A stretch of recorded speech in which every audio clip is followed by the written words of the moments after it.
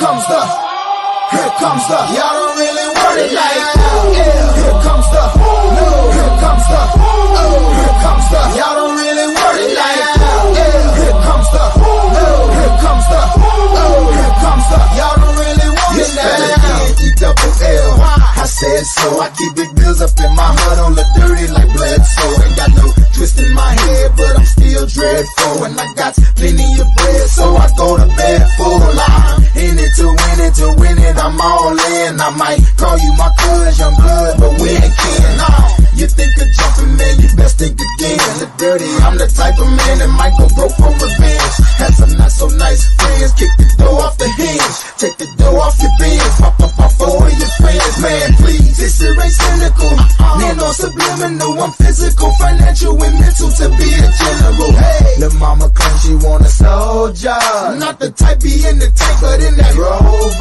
man, please, I'm in the zone like AIDS full blown, I'm killing it like a blind man reading, I'm feeling it like, here comes the, here comes the, here comes the, y'all don't really want it like, here comes the, here comes the, here comes the, y'all don't really want it like, here comes the, here comes the, here comes the, y'all don't really want it like, here comes the, here comes the, here comes the, y'all don't really want it like, he think he got her when he knew he soft his butter, he ain't never been a fighter, you can go and ask his mother, I'm a lover and a fighter, producer and a writer, give your girl a quick fix and give your man a nice shiner, you know y'all don't really want it, and I can tell just by looking at you, that you the type to run and go and tell just by looking at you, you on a mission for recognition by dissing, didn't have no problem till the record started breaking, but y'all don't really want it, so let me tell you the deal, I'm on so serious, I'm dirty, I'm no longer for real, I'm like a hop, skip and the jump, a clock grip on the pump, from leaving you in the trunk, somewhere prepared to dump, but y'all don't really want it, so quit acting like you're deaf, I'm looking to my right,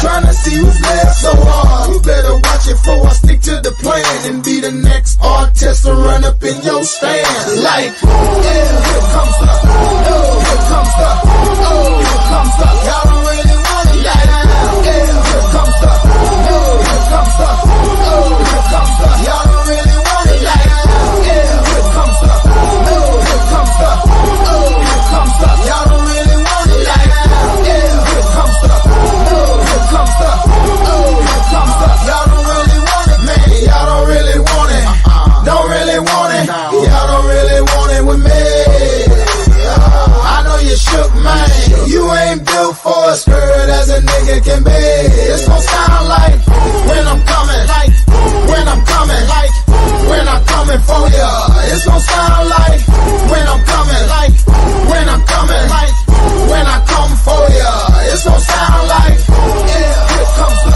here comes the, here comes the, y'all don't really want it, like, here comes the, here comes the, here comes the, y'all don't really want it, like, here comes the, here comes the, here comes the, y'all don't really want it, like, here comes the, here comes the, here comes the, y'all don't really want it now.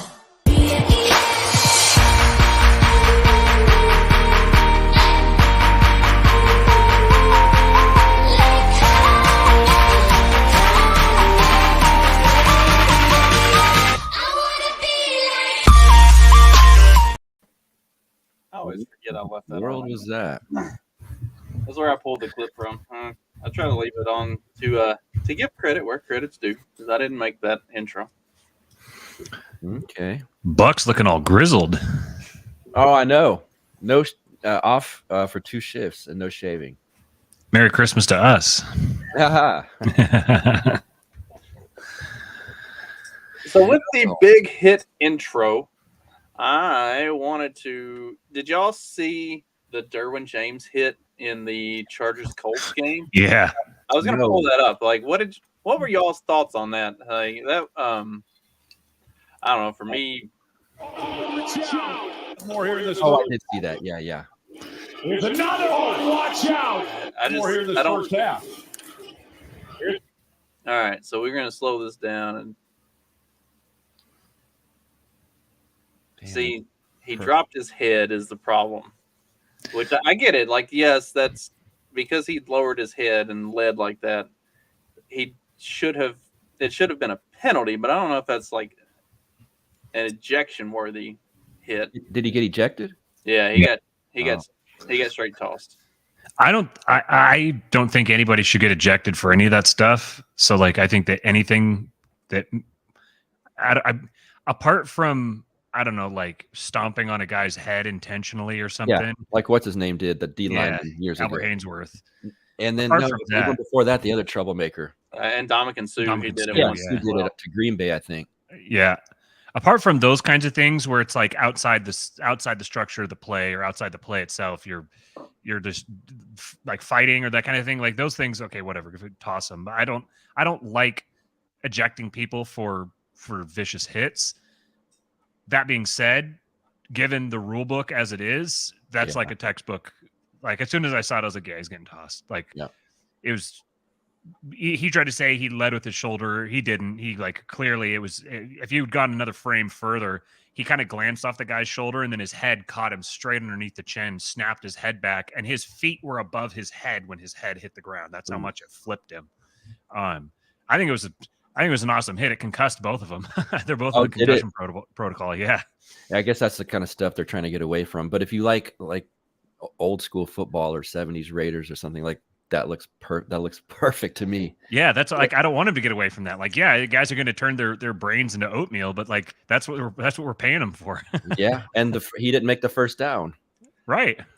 But like as a defensive player, like that's the reason you don't lead with your head is because you are just as likely, if not more so, to hurt yourself initiating that contact than you are to hurt the offensive player. Like you have to play smart, like heads up football and hit somebody the right way. Heads up, get it?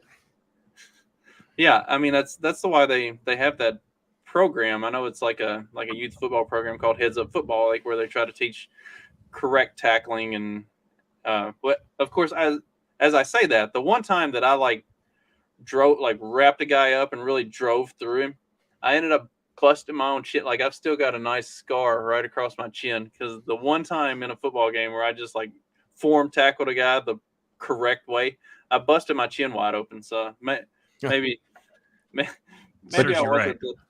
wasn't actually a big fan of good form tackling myself. But your brain's not scrambled, right?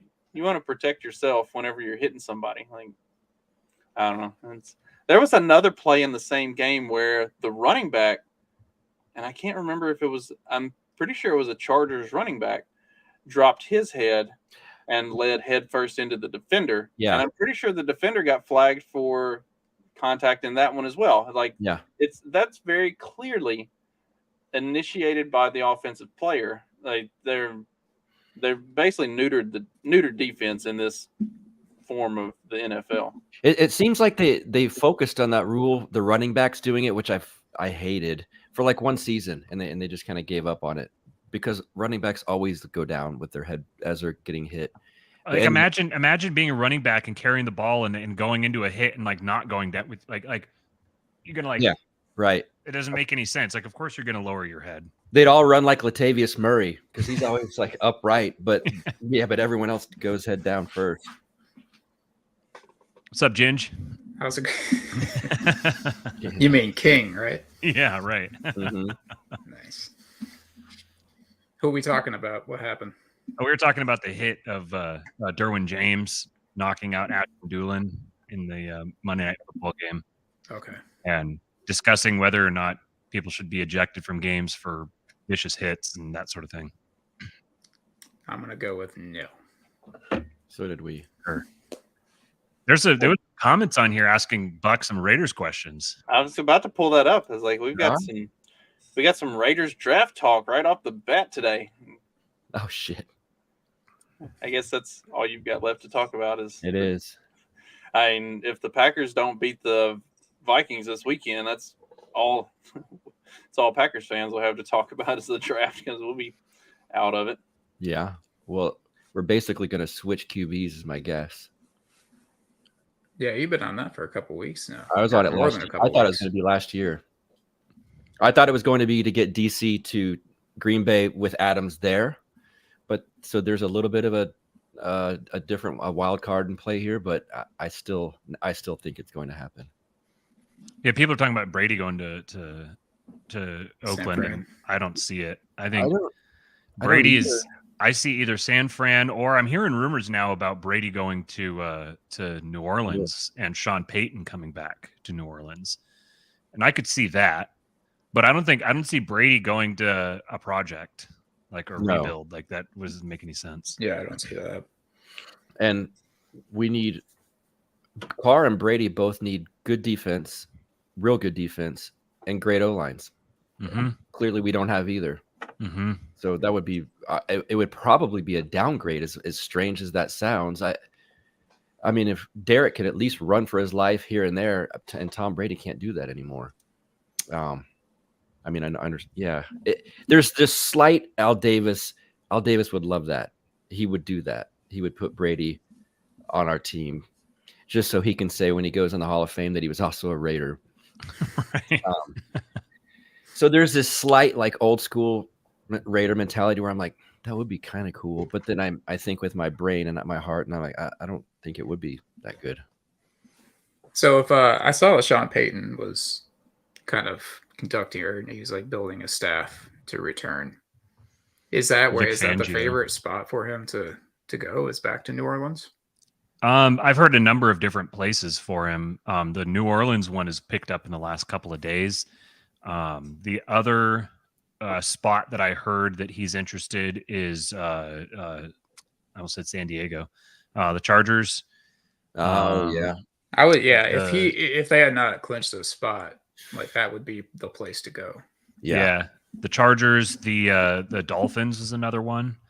Because they wanted. That's why the Dolphins don't have their first round pick, because they tried to get Brady and Peyton together before, and so I think it would be preposterous for them to can Mike McDaniel after this season. I think, but rumors I'm hearing from people who I trust who have good sources, they're saying that that's something that's being talked about. And then obviously a lot of people want to connect him to the Broncos, but I don't see that happening, particularly if he wants to bring Fangio with him. Yeah. You can't bring the same guy back who is you just fired him as the head coach. Yeah. Yeah, I think that'd be a pretty. I'm fascinated to see where it goes. If he goes anywhere except for New Orleans, he's still under contract with New Orleans. It's essentially his contract was essentially paused, and it has 2 seasons left on it. So they own his rights, and any team that he was to go to, apart from the Saints, would have to send some kind of compensation to the Saints. Which is kind of interesting then, because then you're essentially saying that Sean Payton has to like trade draft picks for himself. And I don't really understand I don't know why they wouldn't just mutually agree to terminate his contract, because if he's not coming back to New Orleans, you're not really gaining anything apart from keeping him out of the league and not having to play against him, I guess. But you're still on the hook to have to pay for him if he wants to come back. So, and I'm sure he was making more than $10 million a year. So they could just mutually agree. He's like, I'll give up the $20 million or whatever that you owe me in return for you letting me out of my contract, and just go sign somewhere else. Well, they might want those draft picks that the compensation would give them. But then I don't even know that like, if you're Sean Payton and you're going to go... Oh, I see what you're saying. Like, Sean Payton wouldn't go to the team that's going to give away draft picks for him in his old spot. Yeah, that's right. Like, is Sean Payton going to go trade a first-round pick for himself from a team that he's going to go coach for? That doesn't... I'm the greatest coach. He really believes in himself, man. Right. It'd be funny if he went to I guess no, I was going to say if he went to the Dolphins, they don't have a first-round pick. But I just don't... Yeah, that makes sense. Right. Honestly, him going back to New Orleans kind of makes the most sense, because Dennis Allen is predictably just a absolute disaster. That has been a failed experiment. The only way I'd see him going back to Miami if Parcells was still like in the front office there, but I don't think he is. No, he might be a consultant or something, but yeah, I'm definitely a lot more interested in draft talk. I mean, the Seahawks aren't eliminated yet. I think they actually have a fairly decent chance of making the playoffs. They need help, but I don't think it's out of the question. but I almost don't want him to. Like I'm looking at this draft capital thing, and I'm like, okay, so you proved your point. You guys, you played above your heads. You've got a lot to build on for the future. So let's just, come out fighting hard and drop the next 2 games. Of course, losing to the Baker Mayfield Rams would be at home would be that'd be kind of a tough pill to swallow. So maybe they need to win. It is. Maybe they need to win one. Yeah. The Lions Maybe they need to them win one more game, but like the Lions win out or the command or the Redskins win out, and then so they they still wind up not making the playoffs and draft capital improves. To answer Skylar's question, for one, I'm not a college guy, so one of my weak spots in this sport is draft because I don't follow it very much. So I don't even know who Peter Skoronsky is. Offensive lineman. Oh, guard. okay. That we need. Stroud is Ohio State's quarterback. Yeah, I know that. I know him. And there was one other quarterback people kept talking about. Will Levis. Probably Will Levis or is that Alabama? No, Bryce Young is Alabama. Will Levis is Kentucky. I'm way out of it with college. Okay. I predict they're going to get someone that's a stopgap for now. I don't know how this draft's going to work for them. I suppose we'll have a top 10 pick, but I don't know that that's enough to get how many top flight quarterbacks are coming into this draft. Yeah. It's a underwhelming class. I mean, behind Bryce Young, and I'm not completely sold that Bryce Young is going to be a star just yet. But Raiders have the 9th overall pick as of right now. Okay.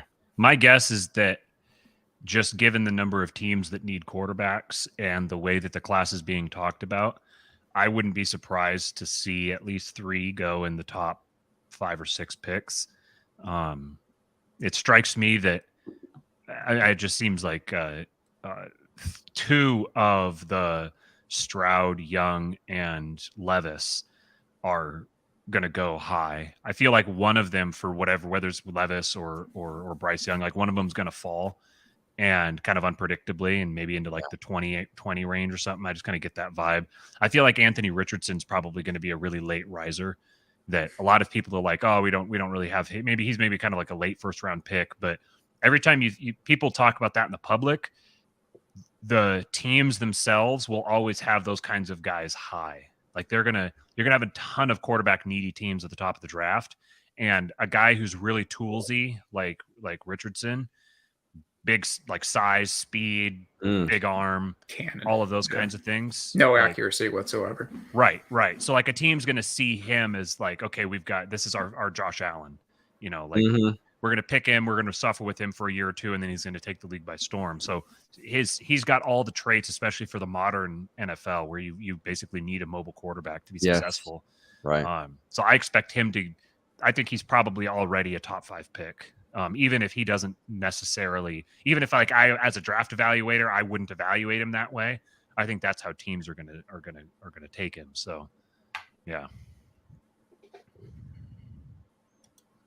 The stopgaps the stopgaps are Tom Brady, Aaron Rodgers, Jimmy G.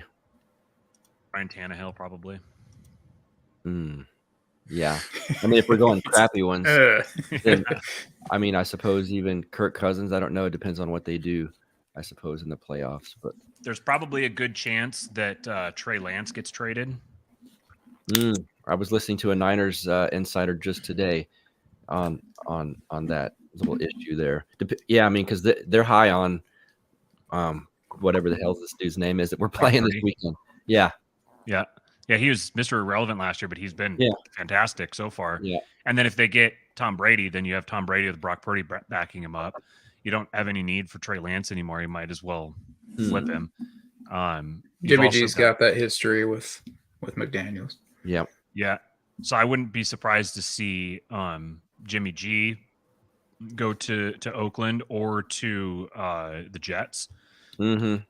You've also got Jacoby Brissett also. Yeah, Jacoby Brissett they were like a top 7 offense this year with him for like 14 weeks. And a good running game like the Raiders have. That's true. Then you've also got I wouldn't be surprised. I think I wouldn't be surprised if the Rams extend Baker, given the way that he's played so far. Mhm. Because I think that Matthew Stafford's probably going to retire.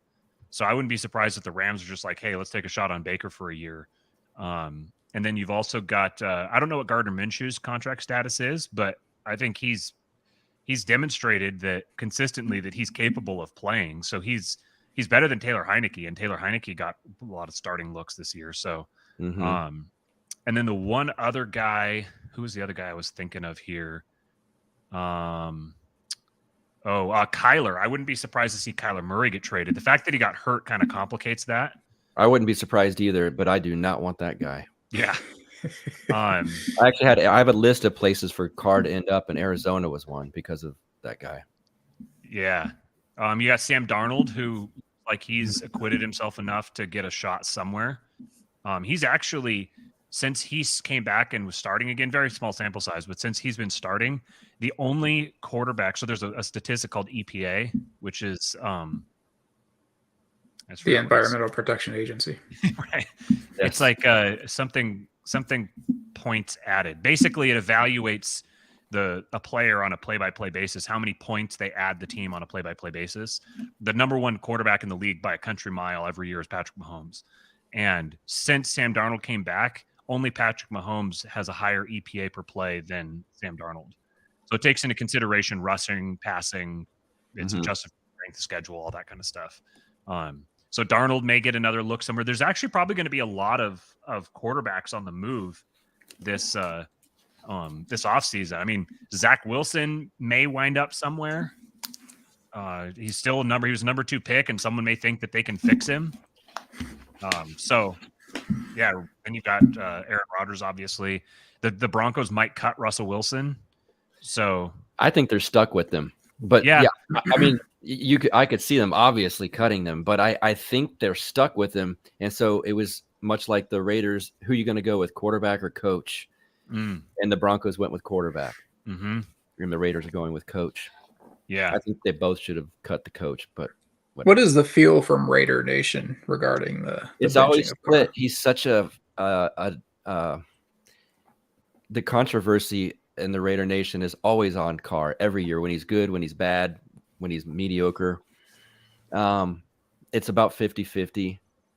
I heard on the radio show that I listened to with JT the Brick in the daytime, there were some people that get it, and there were some people that were really upset.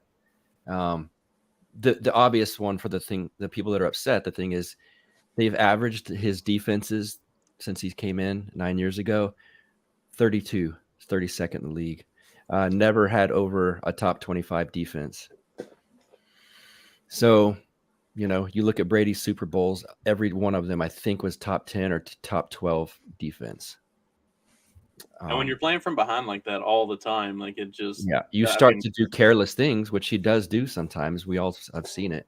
I mean, it was the same thing that happened to the other Carr in Houston, just wrecked his career. I mean, he didn't even make it as far as Derek has, but when you don't have a defense to have your back, and you don't have an offensive line to protect you, they put weapons around him, but what good is that if you're always playing from behind and you're always running for your life? Yeah, he has the O-line's not been as bad as we thought it was going to be this season, and so he's regressed for sure under this system, whatever the reason. It would be the coach, I suppose, but because under Gruden at the end he looked fine, and then all of a sudden that imploded on itself. So it's a weird deal. I have a feeling if you went to somewhere kind of like Stafford did with LA, if he went to some team that was kind of stacked and had a good O-line and great defense, he'll be in the playoffs. I just hope it's not in the AFC. Really, I think he's what they thought Russell Wilson was going to be. Denver thought, we got pretty good offense. Our quarterback sucked. Our defense is great. If you can plug Carr in somewhere like that, he'll do much better, I think, than Wilson's done this year. But it won't be on my team because we don't have a good O-line or a good defense. So we'll see. It's going to be interesting. So there's a guy on Twitter that he and I have been mutuals for a little while, and I've all of my old mutuals from when I was big into draft Twitter and everything. They've all like blown up and they're all like national names now and everything. And Clint Russell. right. Yeah. So this one guy, he was just like some like no name dude from Stanford who was just putting out nerdy charts, and now he writes for The Athletic and stuff. So he does nice. a little he does an Matt's like, all these dudes got famous, and here I am doing this. I'm stuck with you guys. Well, that guy's talking to his friends. He's like, my friend Matt from Twitter's on this badass live broadcast every Wednesday night. the best unknown show on Twitter. Mm-hmm. So he has a actually this one is different than what I thought it was. So this is the PFF grades for position grade weighted by playing time of each player. So it's pass protection grades for each of the teams. Number 1 in the league is the Eagles. Number 2 is the Chiefs. Number 3 is the Bucks, interestingly enough. And then the 6th, number 4 is the Packers, Justin. Number 6 is the Raiders.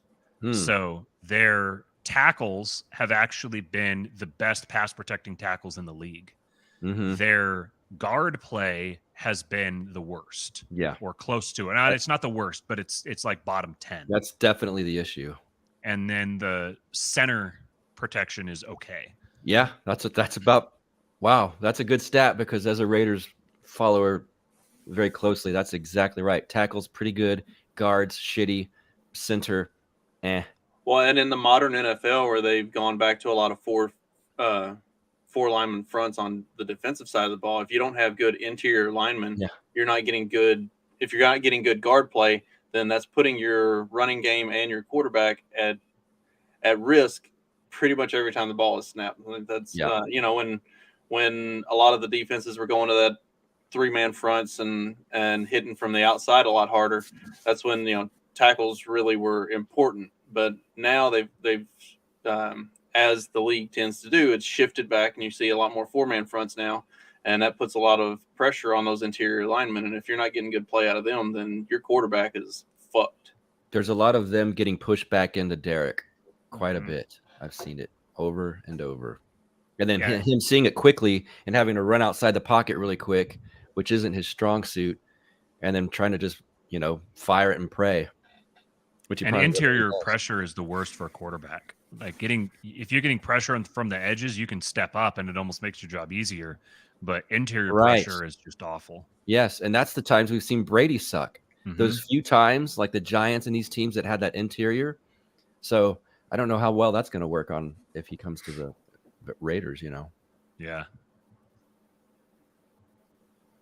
I guess the one other free agent quarterback that I neglected to mention is Geno. He's going to be available as well, and I think he's probably going to get a pretty sizable contract offer. I can see that. Do you think Seattle will try to lock him up, or?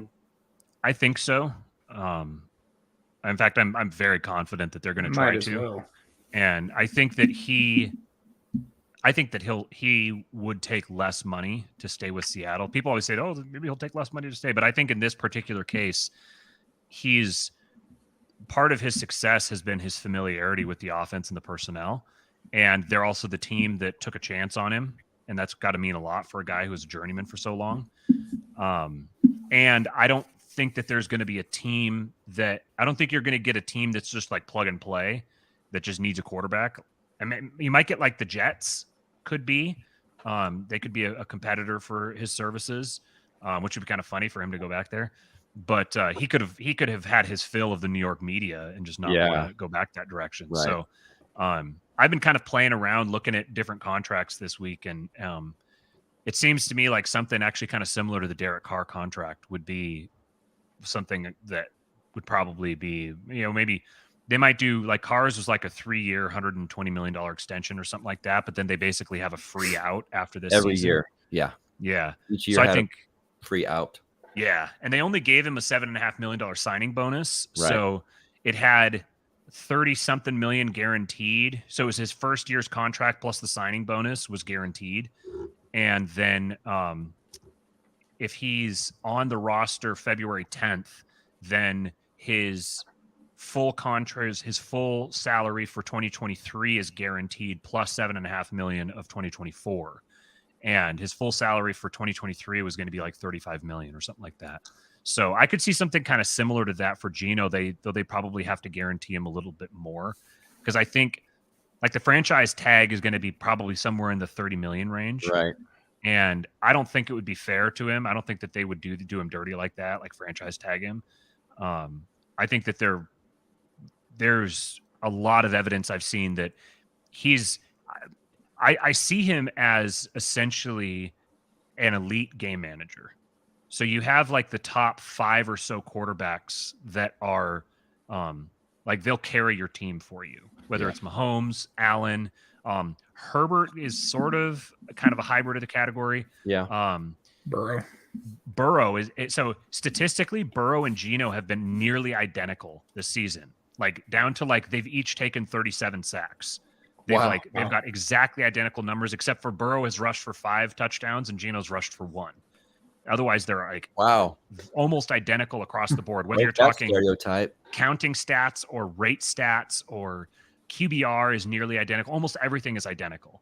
And Burrow is a guy who I see as right on the cusp of that, where he's kind of like, he's not a guy that's going to be like Josh Allen, where you can have kind of a shitty team around him and he's going to Superman you through it. Mm-hmm.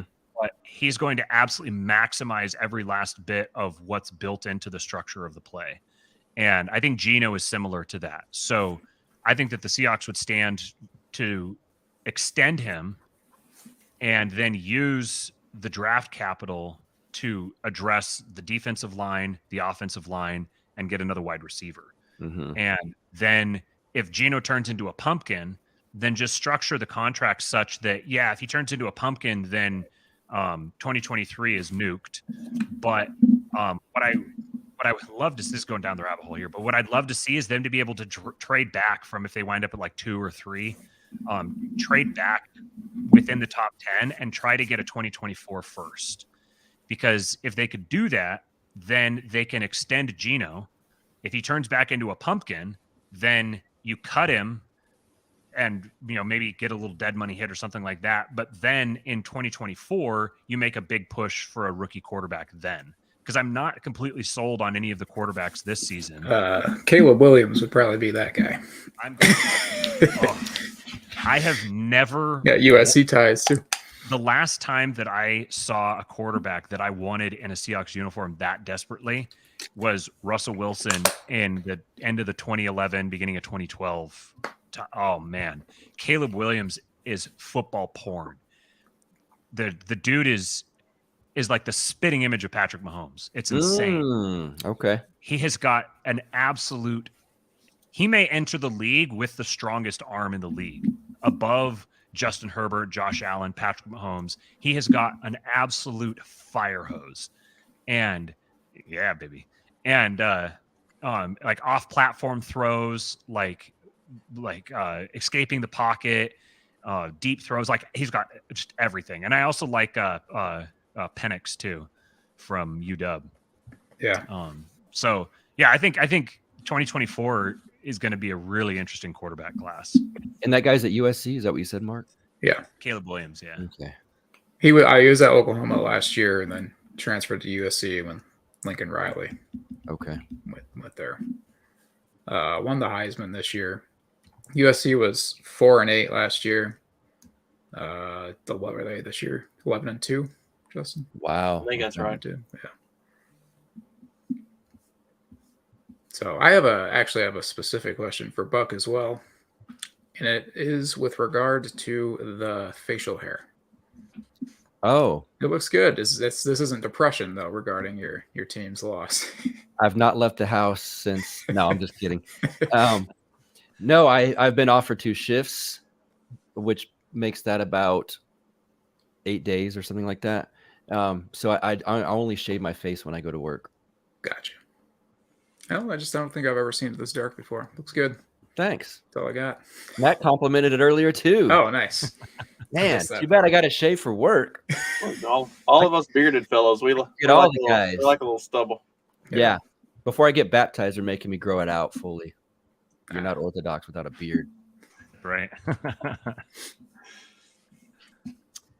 Well, we're ready to dive into this week's games. So, Yeah. the only other thing I could really think of was like as much as we all kind of joke about Kyler Murray, for some reason there are people in the league who love that guy, and he will land on his feet somewhere and then proceed to run around like a toddler with your cell phone.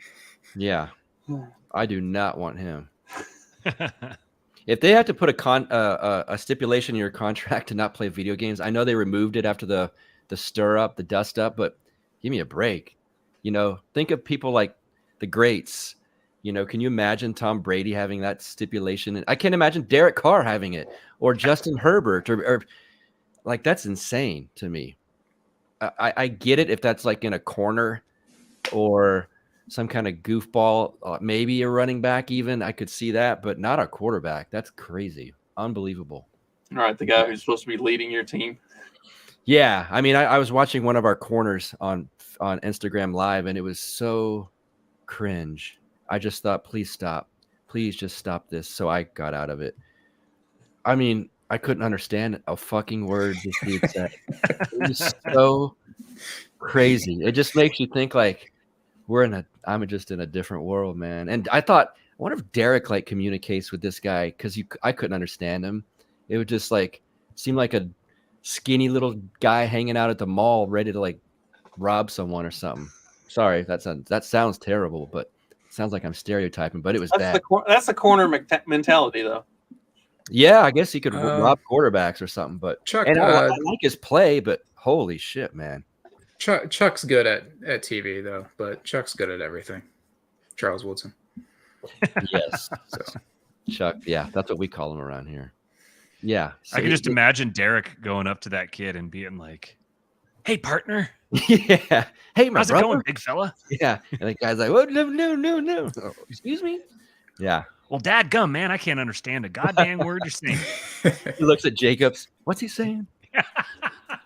Do y'all, to derail us a little bit more, let's do it. y'all remember, I think it was BT had like a Memphis Rappers TV show for a while back in the early 2000s, and then this was also around the same time that you had Swamp People, and they all these shows had subtitles, and I would sit and watch these with my buddies, and because I grew up around like You would watch types. BET and Swamp People back. Yeah. Okay, so the Explains best, so much. we would watch this stuff when we were drunk, but like they would have subtitles, and we were like, we don't need any of that. We understand everything they say, both Swamp People and the Memphis Rappers. But it is like they speak a completely different language, and if you don't know the language, you definitely do need subtitles. So yeah, I can. The best thing to do when you're drunk though is to put it on like the evangelical channel and just mute it, and then make up your own words for whatever they're saying, or put on rap music in the background while the evangelical channel is on.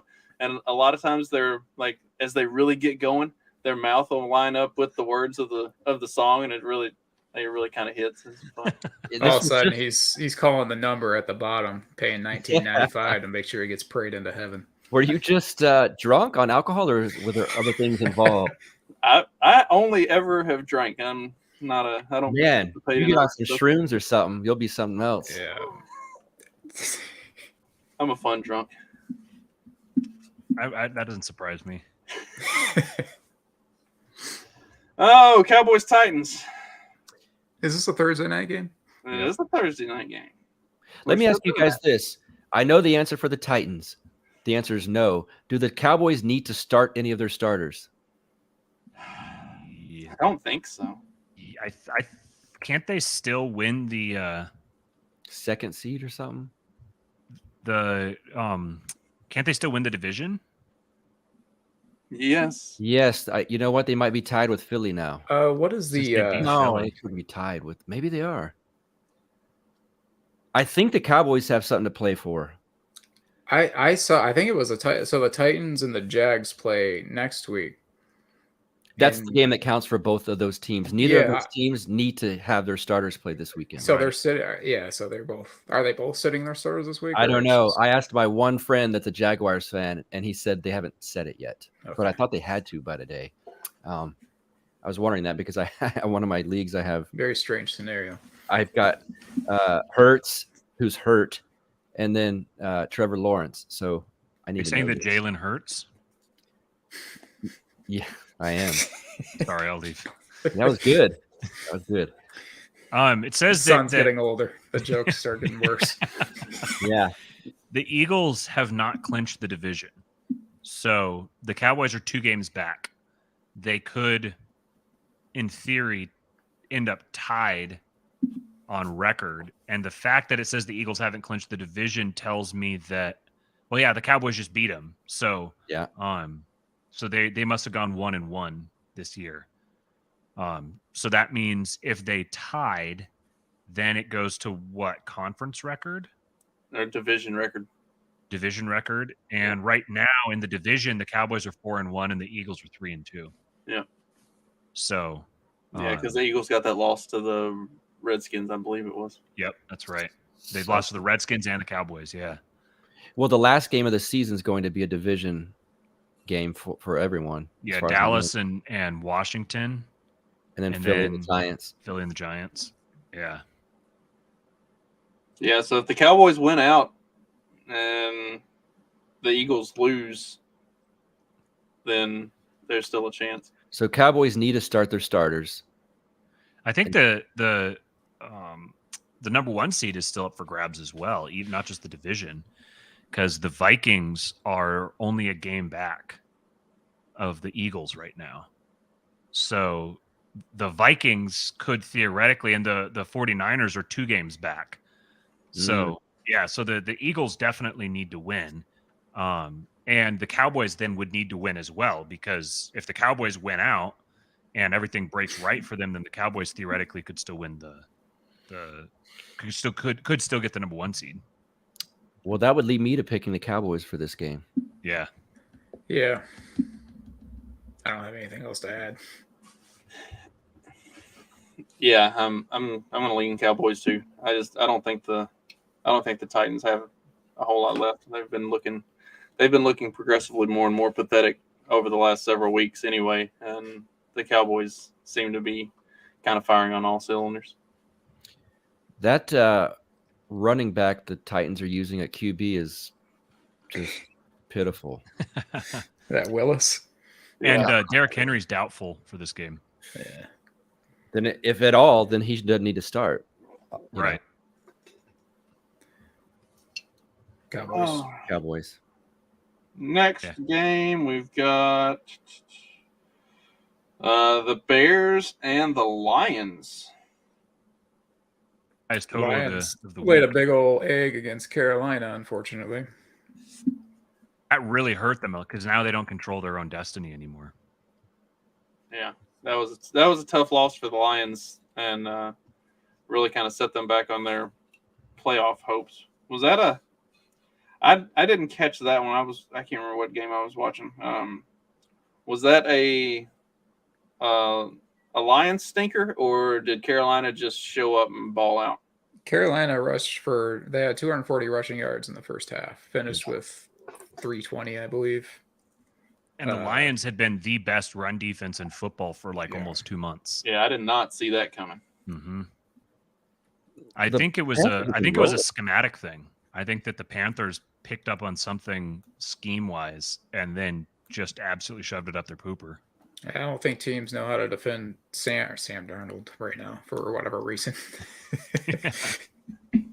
If someone ever has the time, you could clip some wonderful phrases from Matt from each of these episodes. You really could make quite a compilation. Build a case, so to speak. Yeah, Don't go do that. I'm gonna show it to Father Ignatius. He'll probably think they're funny. I do think the Lions will bounce back in this game. I And got the Lions. Bears don't have anything to play for at this time, so I'm going to go with the Lions. Same. Yeah, I think the Bears are playing for a good draft spot. I want the They might Bears as to well. win because they've got the number 2 seed right now, or the number 2 draft spot right now, and the Broncos have number 3. Ah, So Oh, I y'all want them got- to keep winning. yeah, okay. Yeah. Man, Broncos are in quite the situation here. Yep. Oof. The one thing that the Bears do have that they're playing for is the single season QB rushing record for Justin Fields. Lamar Jackson, the current record holder, 1,206 yards, and Fields is at 1,011. So he needs 195 yards over the last 2 games. And he mentioned it before the past game that he was like, well, I guess might as well. I need like 200 yards. He says, what's that, like 60, 70 something yards a game? So he's already done the math. He's already thinking about it. And if they don't have anything else, you can to play, forgive him. You can forgive him if his math was off. He went to Ohio State. Right. Knew that was coming. Do you guys think, by the way, speaking of Lamar, do you think he's going to get a deal in Baltimore? I don't No. think he's going to stick around though. I think You that don't? he's what I'm hearing. I think he's going to wind up in the NFC South, Mm, either the Falcons or the Panthers. yeah.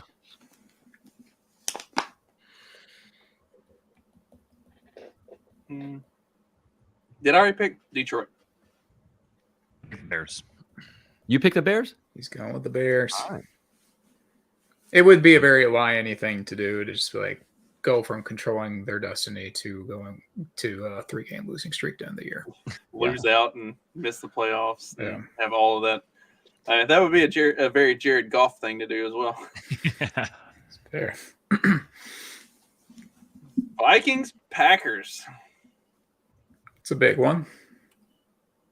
Thanks.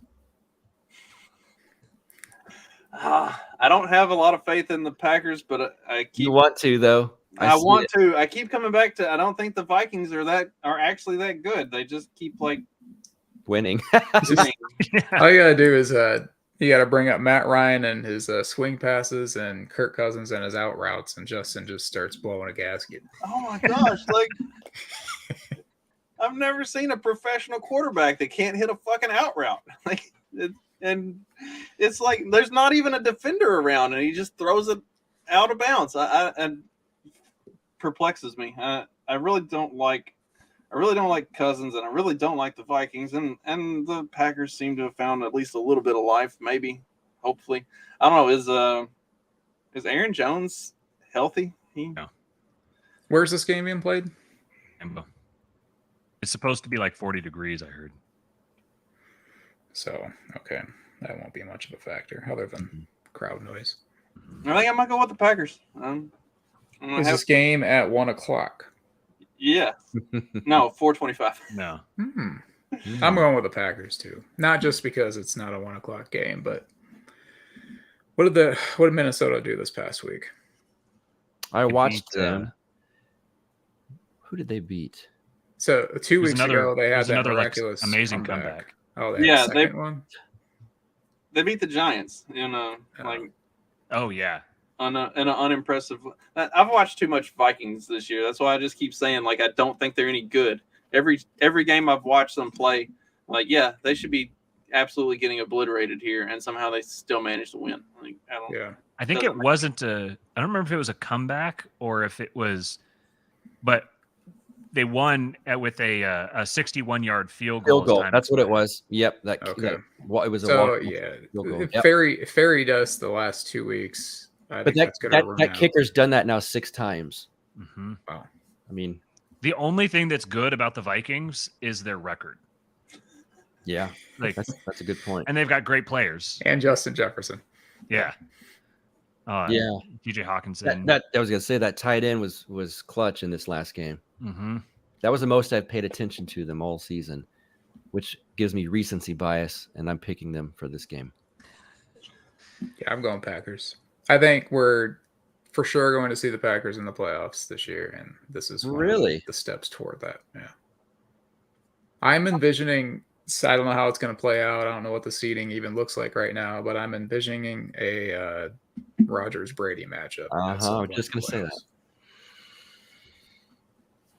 I just realized the Cowboys. Sorry to go back on this, but I just realized that the Cowboys are favored by 12 Well, at Tennessee.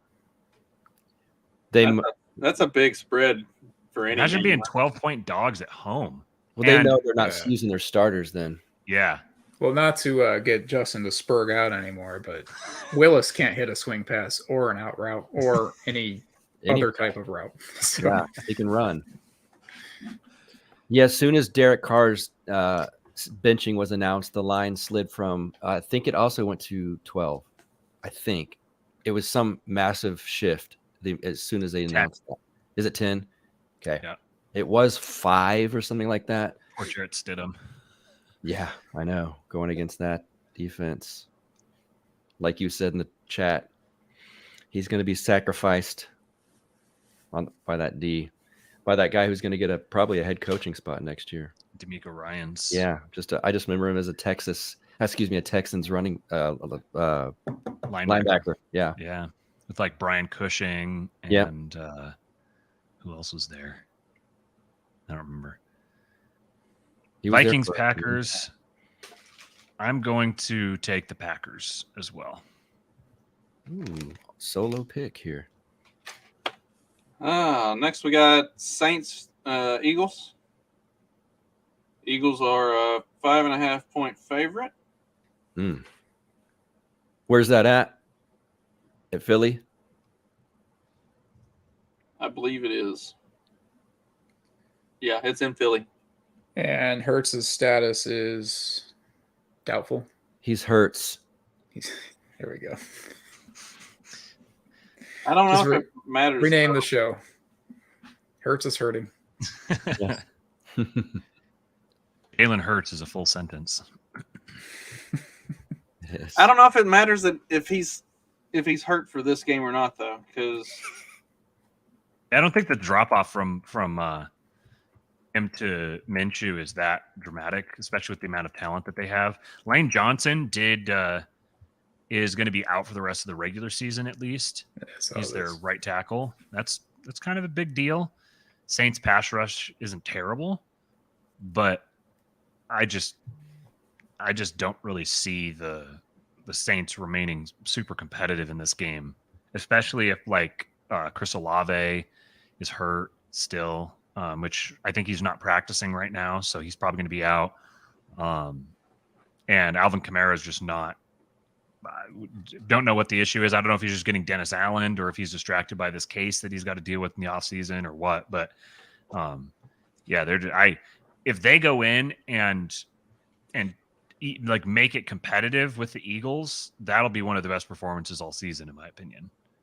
the couple Saints games that I've watched, it doesn't look like they are utilizing Kamara in the same way that the Sean Payton offenses utilized him. Like they're not putting him out in space where he's good. They're not giving him the ball in positions to do the things that made him a special type of back for the last several years. And they don't seem to have a good complementary back to go along with him. Like when in years past when he had like Ingram and I think even Latavius Murray was there for a short stint. Like when he had somebody that was like a good power back type of complement to him, it really worked well. And they don't seem to have figured out that combo this year.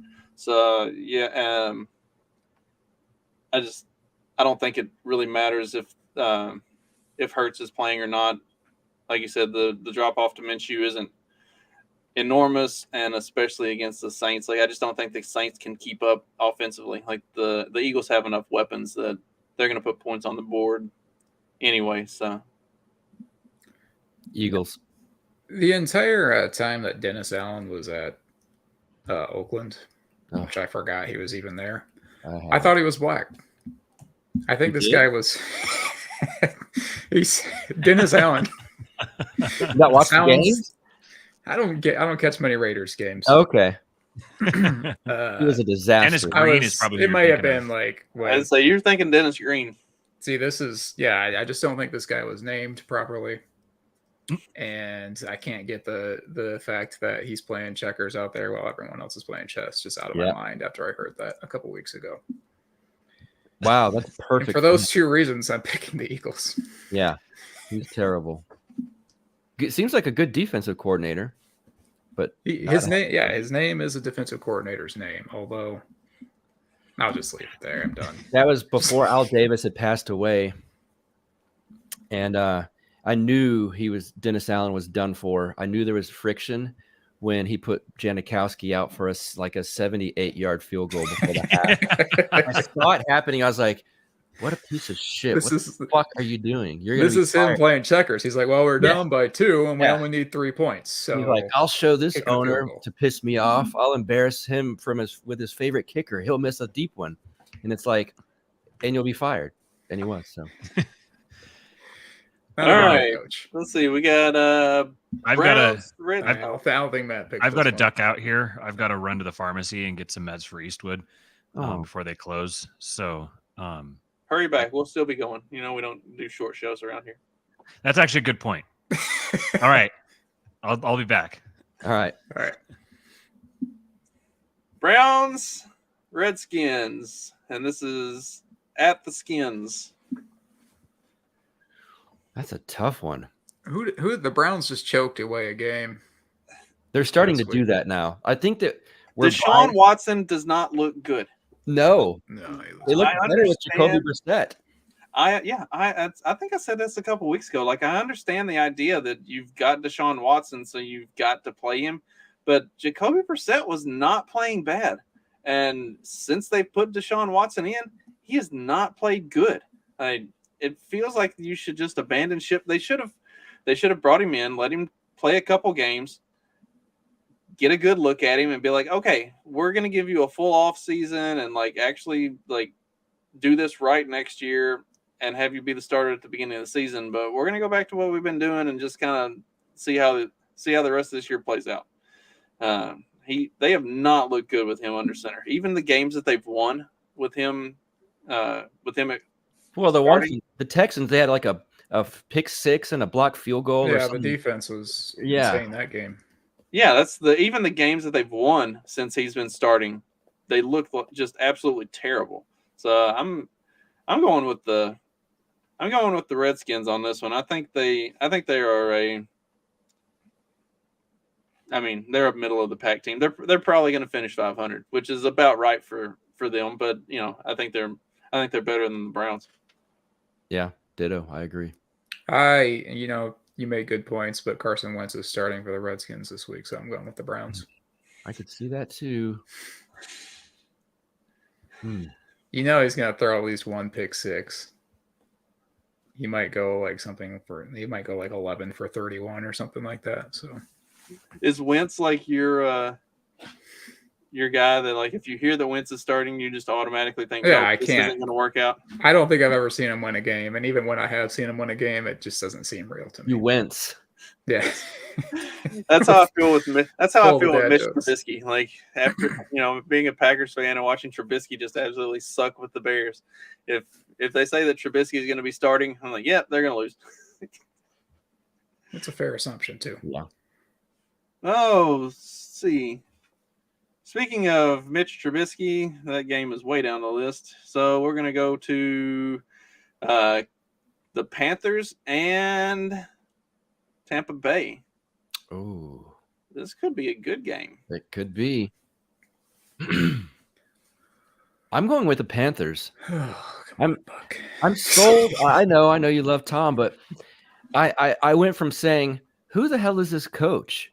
And he is Black Mark. That I know because I've seen him. But I went from thinking, who is this guy, to, wow, they're winning a lot now. And they're running the ball. It's kind of like old school football, which I love. And I just don't understand what's going on in Tampa Bay. So although I do have this gut instinct that Tom Brady could be in the playoffs and somehow miraculously make it to the Super Bowl, I'm going with the Panthers on this. I actually like that pick too. I think the Panthers have figured out how to utilize that run game in the weeks that it really works. It really works. Yeah.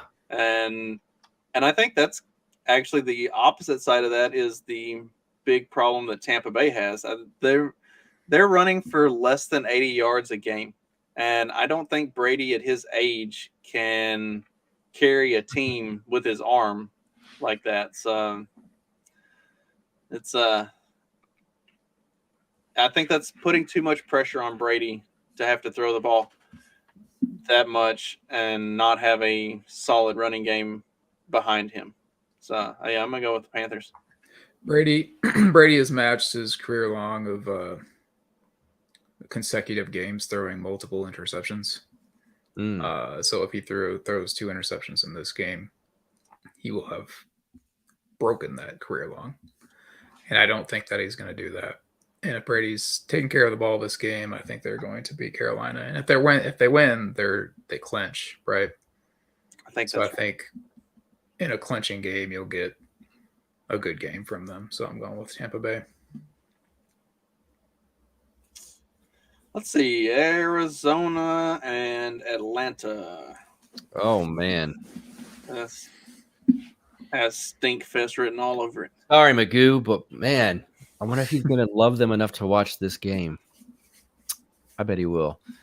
I'm going with his team though. I go with Atlanta. Oof, that's rough though. I just don't have faith in the coach. I know Murray's not playing, but Matt came in. I picked the Bucks. Matt's got the Bucks. Yeah. I don't have faith in the coach in Arizona.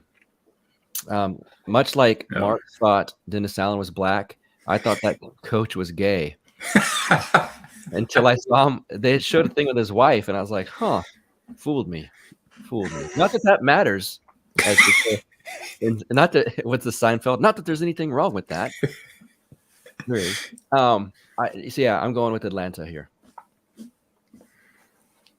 Remember when Atlanta was first in the NFC South for a little bit there? Yeah, and that was their last, I believe. Wild time when it looked like Marcus Mariota might not be completely done as a quarterback. This is I don't know who to even pick in this game. I'm going with Buck. Atlanta's going to win this game. What is the quarterback's name there? I can't even remember. Ritter. Yeah, it is Ritter starting. As far as I've seen, Ritter versus McCoy. Yeah, I'll go with Atlanta. Well, Arizona. This doesn't even matter when I say Arizona gave Tampa Bay a good game because Tampa Bay can't beat anybody. So, yeah, we'll go with Atlanta. I hate this game. Everything about it. I think I'm probably going to take Arizona just to be contrarian because I don't think Atlanta. I don't think Atlanta is feels like they can make the playoffs. So I think they're gonna play for draft position. And Colt McCoy is enough of a competitor that he might actually come out and ball out a little bit. So I'll go with Arizona. Said no one ever. Now they said that here at UT. Yeah, they did. Say, I'm sure they love them some Colt McCoy there in your area. They did. Next we got Miami and New England. New England's kind of been let's see, I called this at the beginning of the season. I said I thought New England would have a chance to finish second in that division just because the whole Belichick seems to find a way. They have seemed to find a way to lose some pretty rough ones as well, but they're in the hunt. And Miami with Tua being kind of iffy, he's in concussion protocol. Is he going to play? I haven't seen one way or the other. He's the poster boy right now that they're all looking at, and the Miami Dolphins know that. The NFL knows that this is a big thing right now. I'm guessing he doesn't play because of that, because of the politics involved with this. I think they're a little bit worried. And if he doesn't play, I feel better about New England. I think I'm going to go with New England in this one. Where is this being played? It's at New England. Oh, yeah. I'm going to go with New England as well. I don't trust Teddy Bridgewater. I mean, Teddy Bridgewater is not a bad but yeah. It's probably not even cold in New England either, but I Jay don't know. Fort seems to be a Dolphins fan, and he's got faith that they will lose. He says they're going to pull it. I think the Bengals were up 21-0 on New England, and they kind of came storming back and weren't able to pull it out at the end. But we'll go with the Pats. New England's not terrible. Miami feels like they're reeling at the moment. They do. Yeah, I agree. Feels like the wheels are coming off a bit. Next game, we've got Broncos at the Chiefs. Next. The Chiefs could sit their starters. They won't, I suppose, until halftime. But this will be a slaughter. I'd say even if they wait and sit them after halftime, they're still going to run the score up enough to. I don't know. Denver does have a good defense, but they just fired their coach. Yeah. There doesn't seem to be a lot of faith in Russell Wilson or anything else that's going on around that team. They seem extremely disgruntled and just out of sorts. Yeah, I think Kansas City running away with it. Yeah. Did this guy? So they fire the coach, and then their interim coach is the guy that the coach brought in season, right? Was The it that game guy? management guy? I believe that's what I saw. See, I'm a AFC West guy, and I don't even know this. Please tell me it's that guy they brought in for the upstairs so the idiot coach could manage Which is his really problem. interesting. Yeah. Matt would know for sure. And I don't know what this guy's background is in coaching. Like, if you're like a game management guy, you're not It didn't work very typically well. like an on the field person. Yeah, like quality control or something. But Yeah. it is, Jay Fort says. That is hilarious. It is that guy. I kind of want to just pick the Broncos. It's gonna be like a Jeff Saturday thing where this guy, Oh, everyone just rallies around this dude.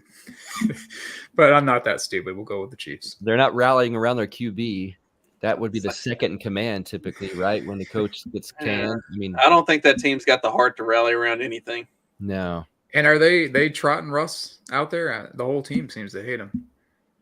I don't think they have much choice. They're stuck Yeah. with that contract.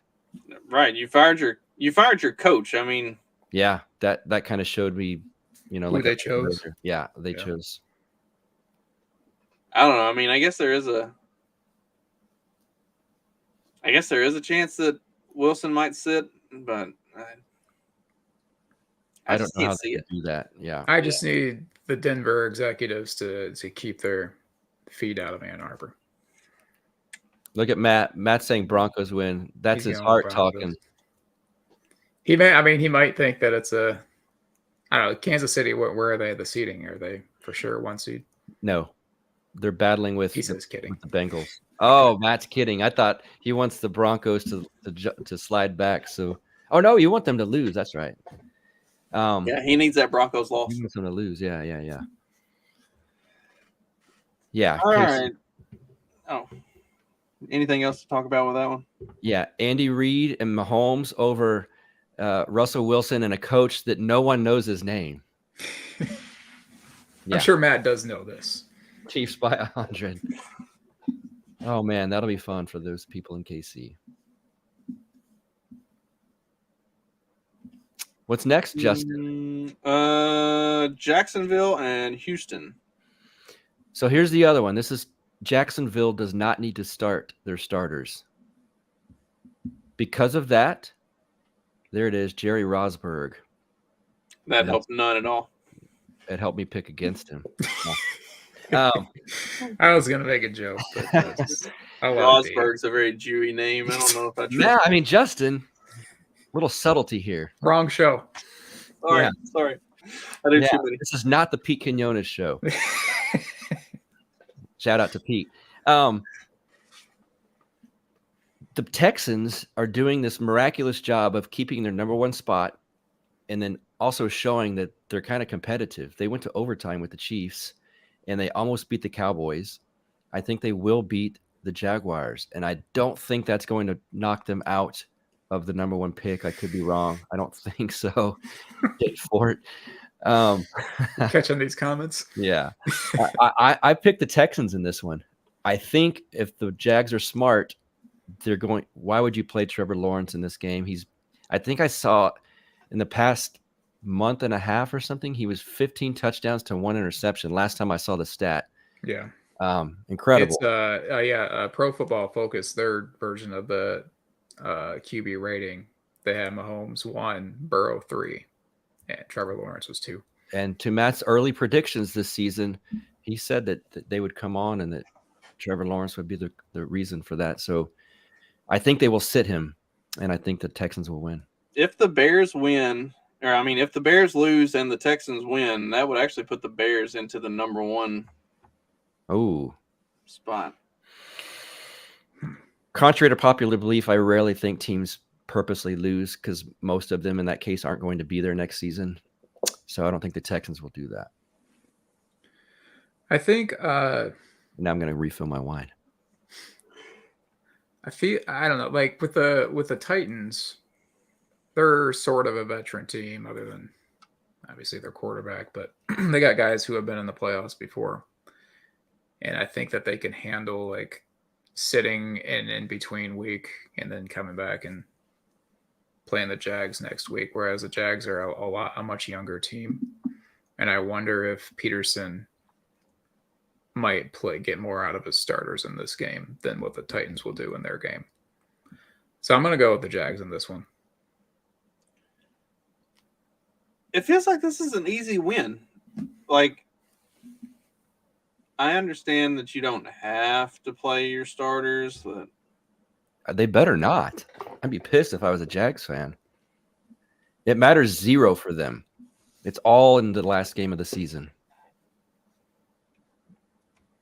But if you think the Titans are going to lose this week, could you one-up them then? Yeah, and Houston is the Houston Texans have their win is against the Jags this year. Yeah, by the way, with their starters. Like Houston isn't an easy win, but it's one of those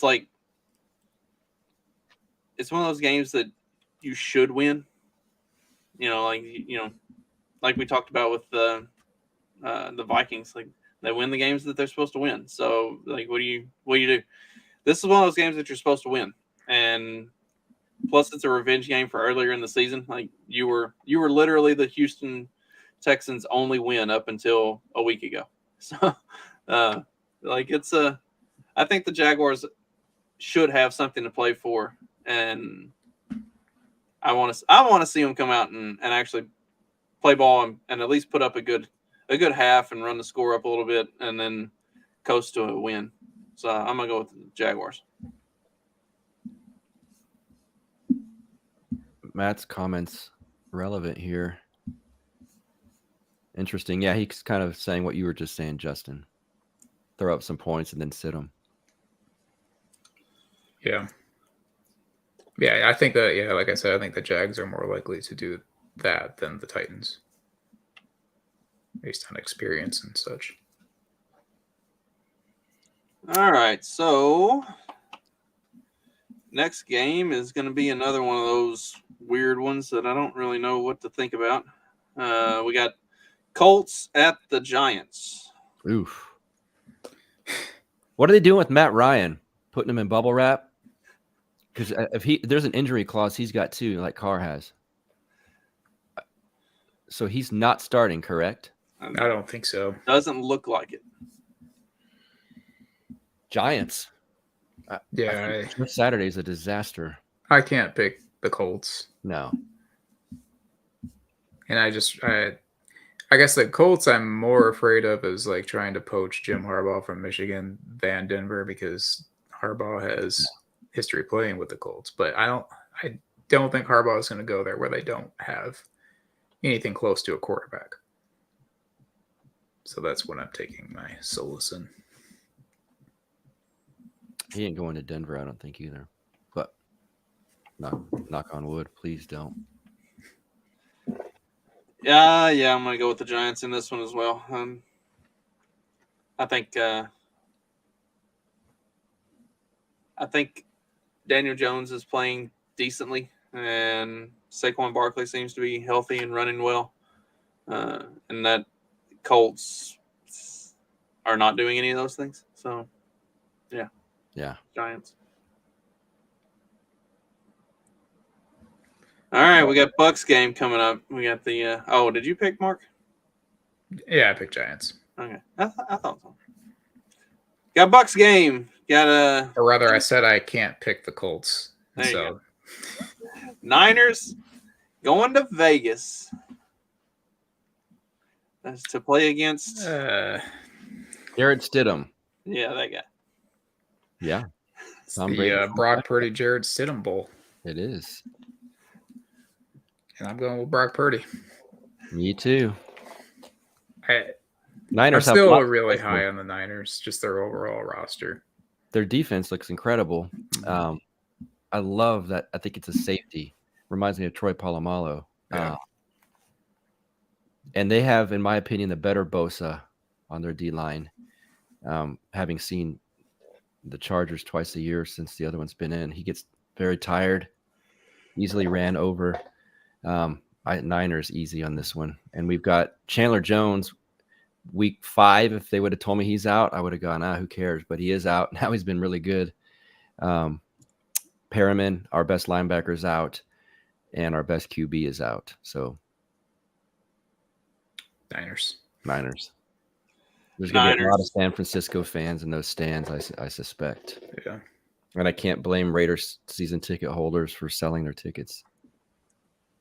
Brock Purdy seems to be good at dumping the ball to McCaffrey and George Kittle, and those are kind of winning options. So. Yeah. Kittle's been on fire since he took over at QB. And so, yeah. I mean, for a potentially shaky quarterback, if you have a really good outlet with a tight end and a good outlet with a running back who can catch the ball and kind of bail you out and pick up yardage, then you've kind of, you're kind of starting 5 yards ahead of everybody else. And he's had that working for him. Plus that defense is really good. And, like we were talking about with Derek Carr earlier, and having no defense to back you up and kind of putting you where you're always playing from behind. On the other side of that, when you do have a good defense that gets stops and plays really well, and you get the opportunity to play from ahead. I mean, you saw it in Peyton Manning's heyday. They always played from ahead. Right. And, Dwight Freeney. Yeah. Yeah. It makes you got me daydreaming over here about 47-year-old Brady in a San Fran uniform. Yeah. Yeah. By the way, this, for you being such a Brady fan and anyone listening that's just a football fan, this was kind of a neat thing. A coworker of mine went to the Niners Tampa Bay game in this VIP status and was down, I would say, 15 feet behind the bench of Tampa Bay on the field level.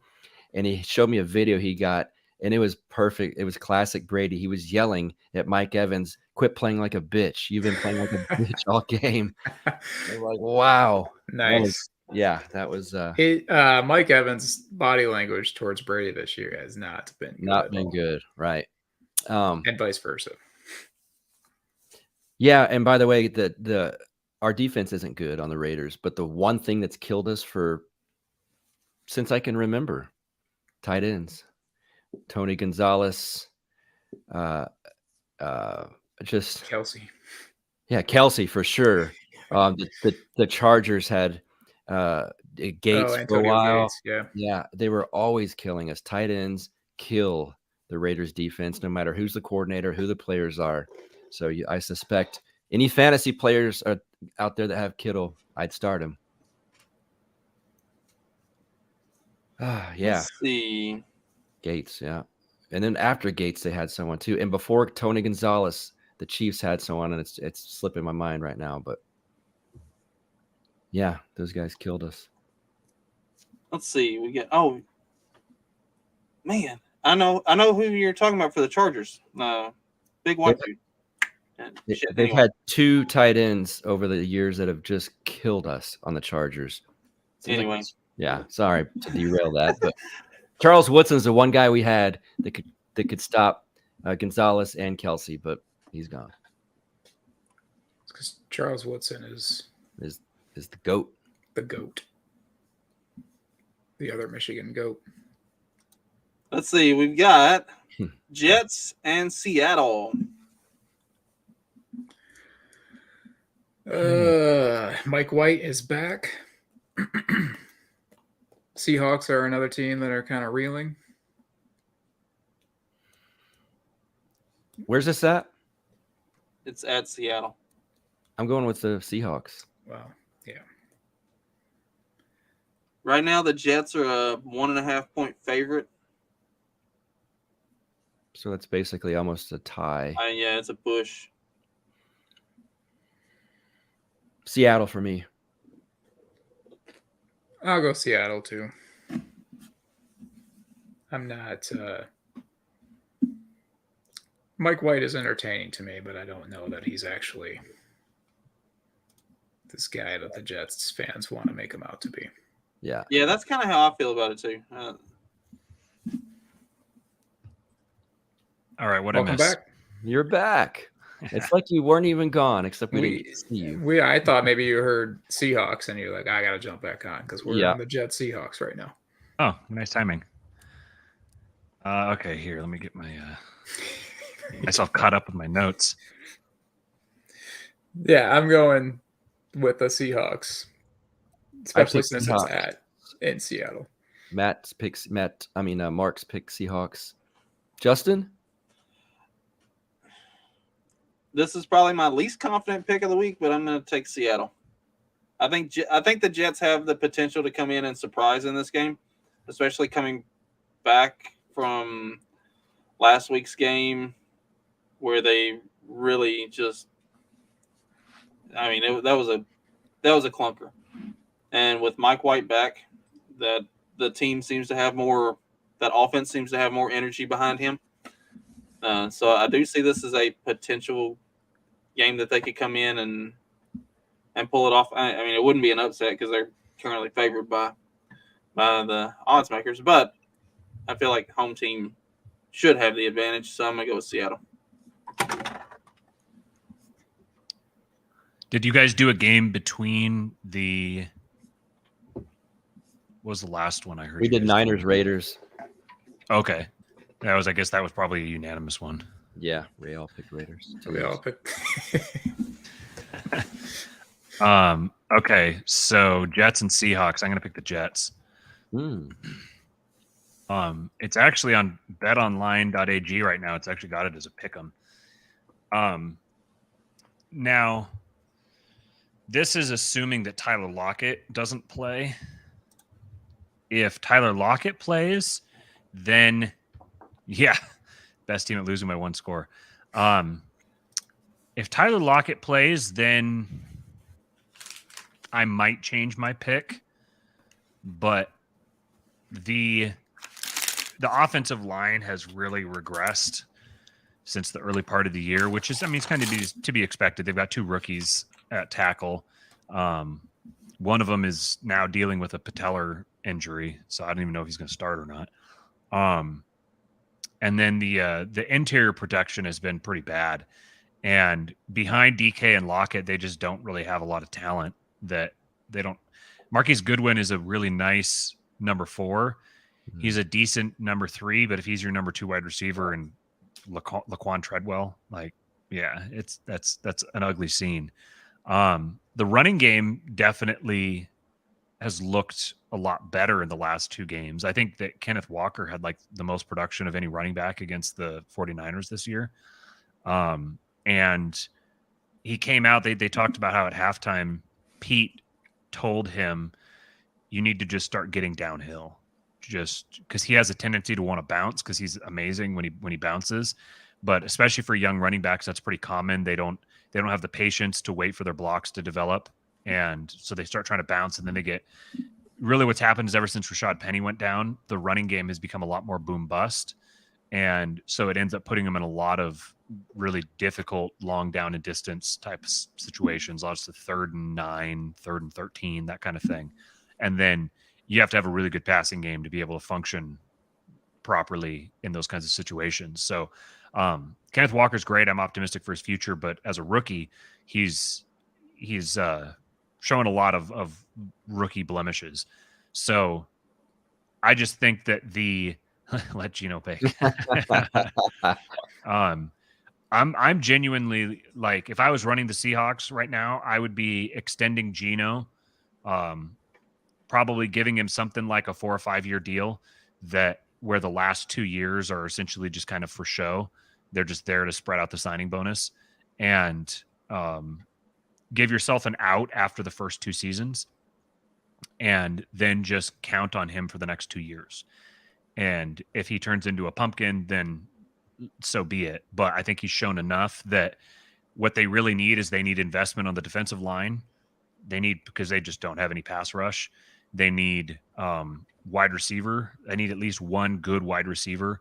One rumor I've seen going around is that they might like trade for Darren Waller, which would be kind of interesting. I don't know that. I don't know that he and Fant, it'd be worthwhile to have him and Fant on the same team, but kind of an interesting thought. This is basically like a big slot wide receiver. But yeah, they need a third legitimate passing target, and they need giant receivers. What? Those would be some big ass receivers. Yeah. DK, Waller, and Waller. Metcalf. And then you've got Tyler Lockett just like yeah. And then they need offensive line, like interior offensive line help. Gabe Jackson has just fallen off a cliff. I don't know what happened with him, but he's been bad this year. So I'm all in on try to trade back within the top 10 picks, still try to get like a blue chip defensive player, and then try to pick up extra picks in 2024 and shoot for trying to make that your rookie quarterback year. Try to get one of Caleb Williams is probably going to go first overall. Lots can change, but I just don't see that anything but that happening. And with a player like that, I don't see 1.1 getting traded. So you might be in the market for like Penix or something like that. But yeah, so I think the Seahawks have really hit kind of the ceiling of where they can go this season. And part of this is me hoping that they lose because I want to keep the draft capital bumped up. But I think the Jets defense is just fucking ferocious, and their offensive line. This is interesting. Their left tackle is Dwayne Brown, and their right tackle is George Fant, and both of them were longtime starters for the Seahawks. Yeah. So their offensive line is better. They've got more skill position talent. Their skill position talent is more spread out. The Seahawks is very concentrated. Theirs is more spread out. Mike White actually he fulfills his role within the offense, and he's gonna be playing this week. So it strikes me as like a 23-19 sort of a game, something like that. And I think the Seahawks are gonna fall short. Looking at a couple different fantasy sites, they are optimistic about Lockett's chances of playing. So that definitely would. It makes their offense less one-dimensional. It makes their offense. I think Tyler Lockett might be the most underrated wide receiver player in the NFL, because people see him as just kind of this little skinny guy, but he's just a fantastic route runner versus man or zone. He makes unbelievable catches. He's got unbelievable body control. He can high point the ball. He's still very fast, even after some bad leg injuries. He's just a fantastic wide receiver, and he's probably the best player on the team. Well, and that passing offense, like without Lockett, DK gets good numbers, but the rest of the passing offense doesn't do much. Whereas with Lockett in there, both of them tend to get good numbers, and they move the ball. So if his finger is fixed and he's able, and it's not, was it index finger or was it pinky? It was hand, I think. Was it just hand? It was a metacarpal. So I think it was one of the interior bones in here. I always have to think of, there's metacarpals and metatarsals. And the way that I learned to remember them is that you drive a car with your metacarpals and you walk on the tar with your metatarsals. And toes tarsals. Toes tar. Yeah, it's another one. Yeah. So, yeah, there's a metacarpal. So it was one of these knuckles here, I think, which is, I guess, because I'd seen Tyler Boyd like dislocated his finger the previous game and missed the rest of the game, and then came back and was great, had a great game the next week. And so then Tyler Lockett broke his hand, and I was like, yeah, maybe an outside shot that he's back within a week. But then once I learned that it was actually a hand, it seems like one thing to just like, tape your fingers together and you have a broken finger and you go play like that. I've done stuff like that before, but if it's a broken bone inside your hand that actually needs surgery, then I could see why he would have to miss a week.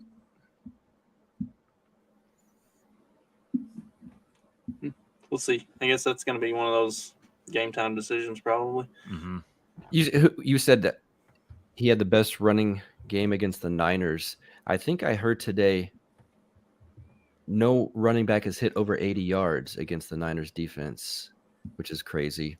Another weird stat I heard from the Niners, every team that they've played has lost the following week because they're beat up. Yeah. There was a stretch of time in the early 2010s where that was the case with the Seahawks. Because their defense was so tough. Yeah, they'd beat the shit out of people, and so then people would lose their next game. Yeah. That's a good defense. Yeah. Wonder what that would be like. Let's see. Next game we've got the LA's Rams and Chargers. This is a game will be played in LA. That's easy. It's the Rams versus the Chargers? Yeah. The Chargers are going to kill them. You would think. Yeah. I mean, I don't know which side's going to have more fans.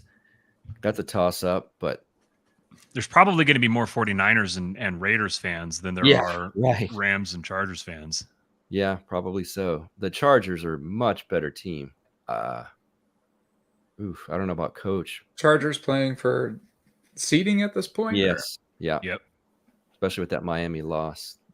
Yeah, Chargers got this. I don't know. There's that Baker magic. Oh, I've seen it. Pulled it out twice as a Ram. Yeah, I'm going to go with the Chargers, though. One of those pulled it out was against the Broncos. I think I'm going to lean Chargers. I'm going to lean Chargers on this one. Speaking of pulling things out. Oh. Hey, yo. Someone should have pulled out. Oh, man. Yeah, you hear that, Dad? Oh. Hey, Evening, fellas. What's up, you big nig? Hey, give us all of your picks in give us all of your picks in 8 minutes so we can move on to the last couple games. None of them are right. You shouldn't listen to me. I will be at the Falcons-Cardinals game with. Oh, how much was that ticket? Free. Oh, with a buddy of mine, Arona from Arizona, who's a Cardinals fan, and we're both going to root against our own teams. So I'll be a Cardinals fan this weekend. Get that pick. Big Colt McCoy guy. Skylar, to answer your statement there, that's kind of what I was thinking. Although Lamar caves against the Chiefs every time, but I'd still take him. Come to Atlanta, Lamar. Don't listen to all of these other imbeciles. This Rams-Chargers game is very difficult for me to pick because the Rams are coming off of, I think, if I remember right, that was the highest score by any team in the NFL this season. Yeah. Now, imagine if somebody had told you at the beginning of the season that Baker Mayfield, Cam Akers, and Tyler Higbee would put up the most points by any team in the NFL in a single game for the Rams this season. Well, first you got to get Stafford and that bum Cooper Kupp out of there, and then the 50, here we come. Right. Everybody knows this. They're holding them back. Yeah. The Chargers are just like, I don't know if there's another team in the NFL that plays down to their competition like the Chargers do. It's their coach. He's terrible. Well, it's all those pregame workouts. He gets all tuckered out, and he gets out there, and he's like, coaching? Shit. Was he the one doing the yoga poses that I saw pregame? Yeah. The very, I think it was. Women that pose, and I'm staring at him. I don't want to see that guy do it. I think that pose's name is called the submissive dog.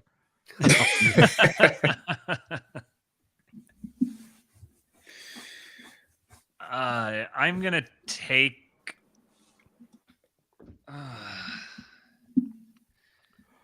Who did y'all pick? Buck picked the Chargers. I think Herbert's going to tear them up. Mark picked the Chargers. Justin picked the Chargers. Who you picking, Magoo?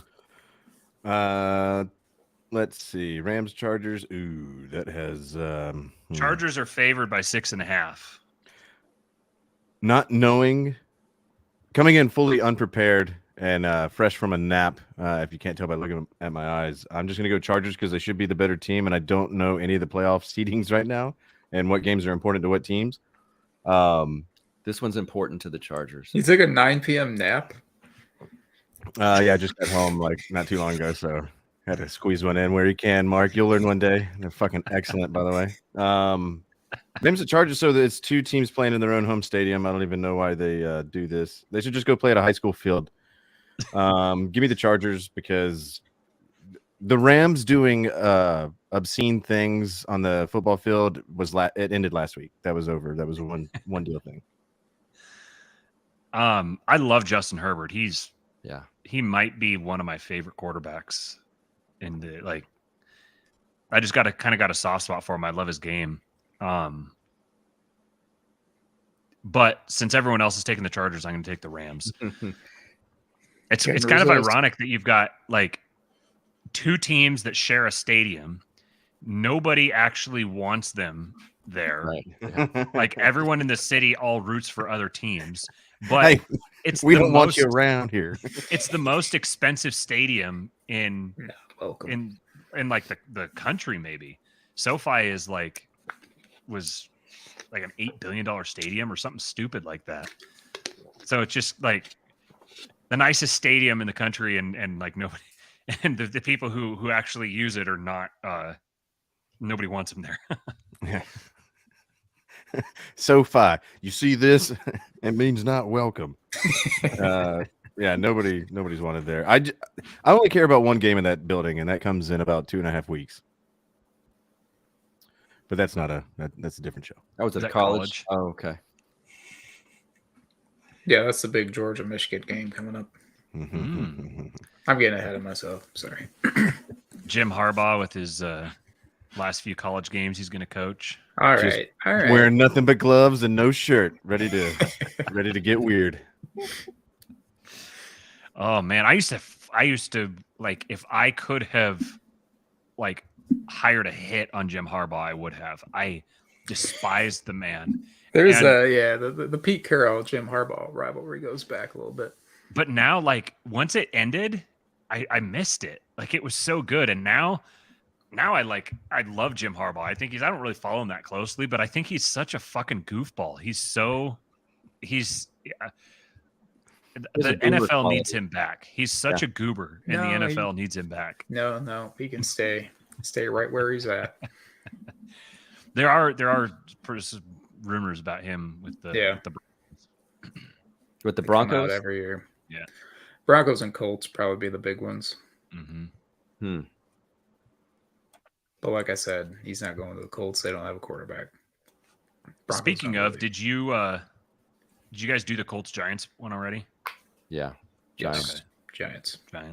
I mean, the Colts are going to end up getting investigated like the Dolphins did for initially tanking, because they're doing what they should do by just roll Nick Foles out there, have a coach that has never coached, immediately throw Matt Ryan back out there, and it's like, well, you're throwing too many interceptions. It's too obvious. You're bouncing swing passes, I think is the phrase.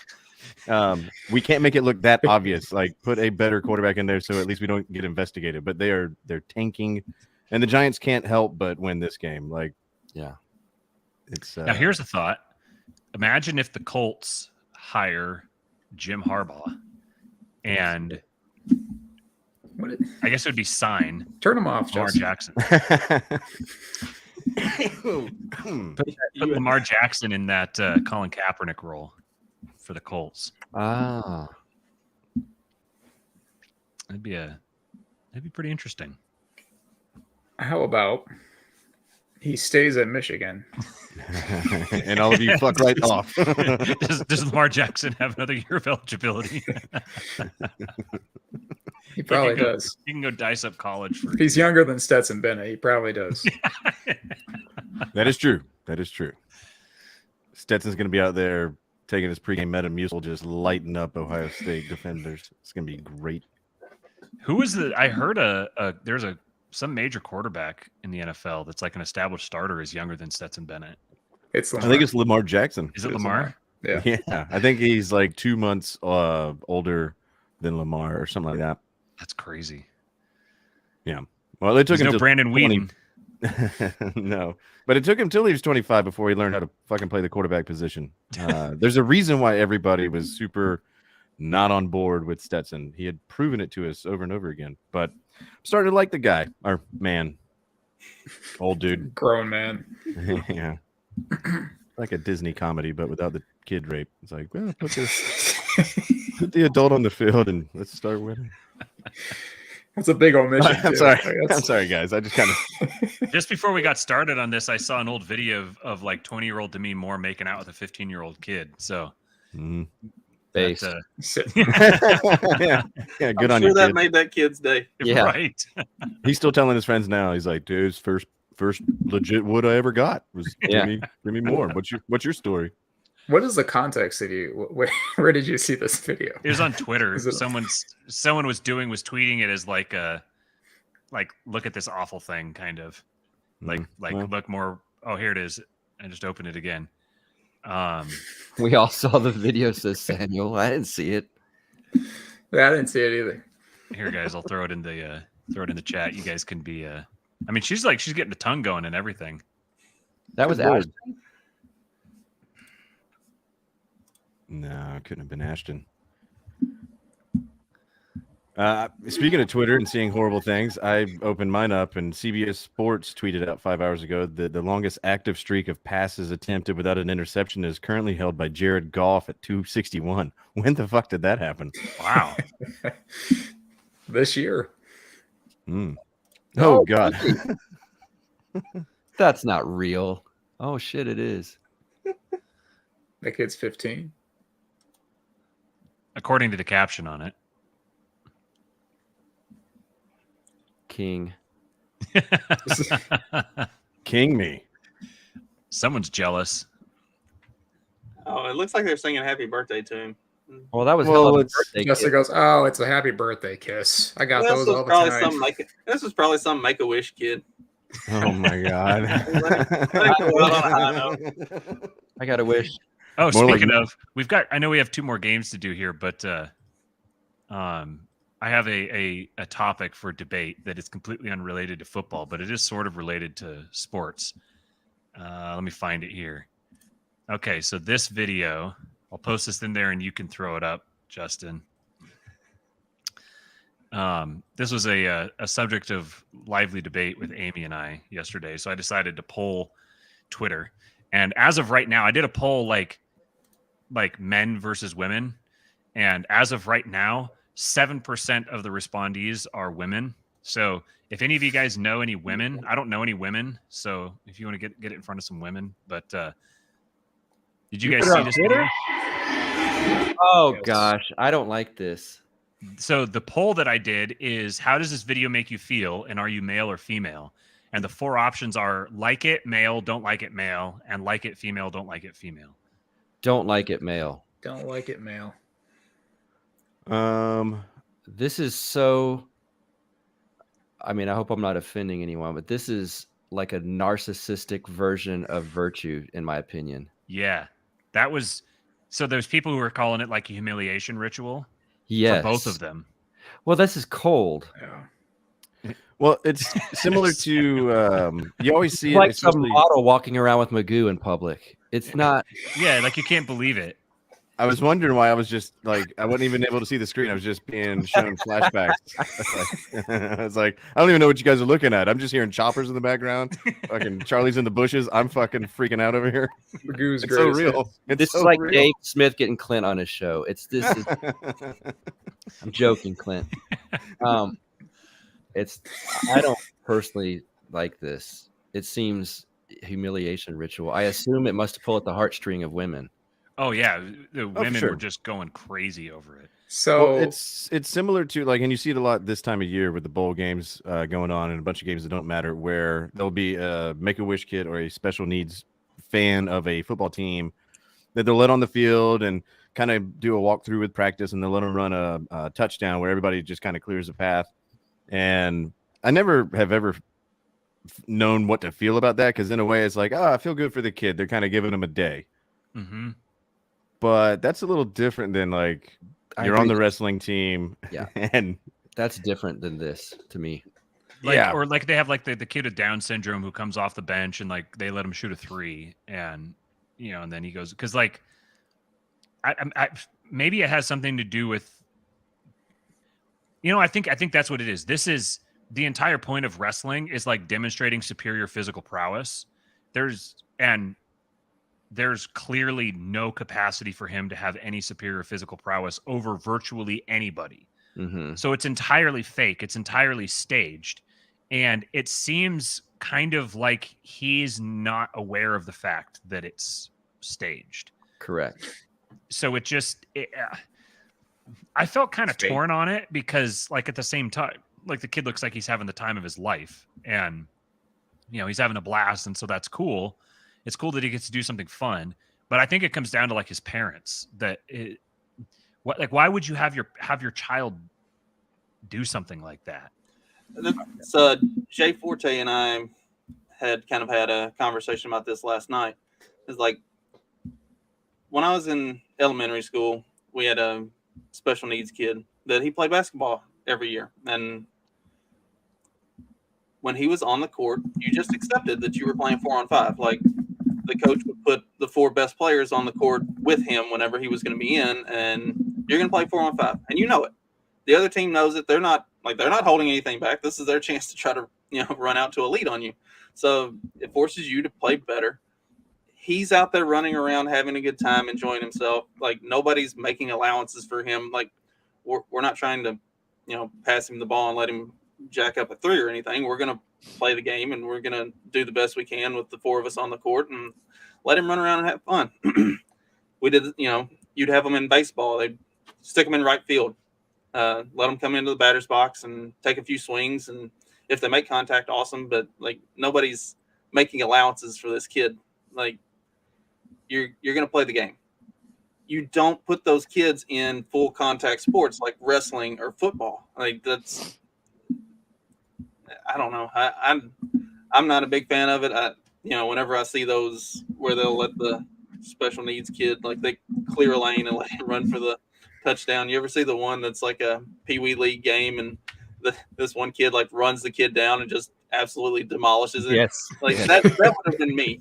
Like, you're not scoring a touchdown on me. Get the fuck out of here, kid. This is real life, bitch. Part of it maybe is the spectacle part. I think if they did that in a closed gym setting, it's a touch different. But to have all these people yelling and stuff, it seems something about it's gross. If that was an official match too, like the kid that he's playing against has to take an L.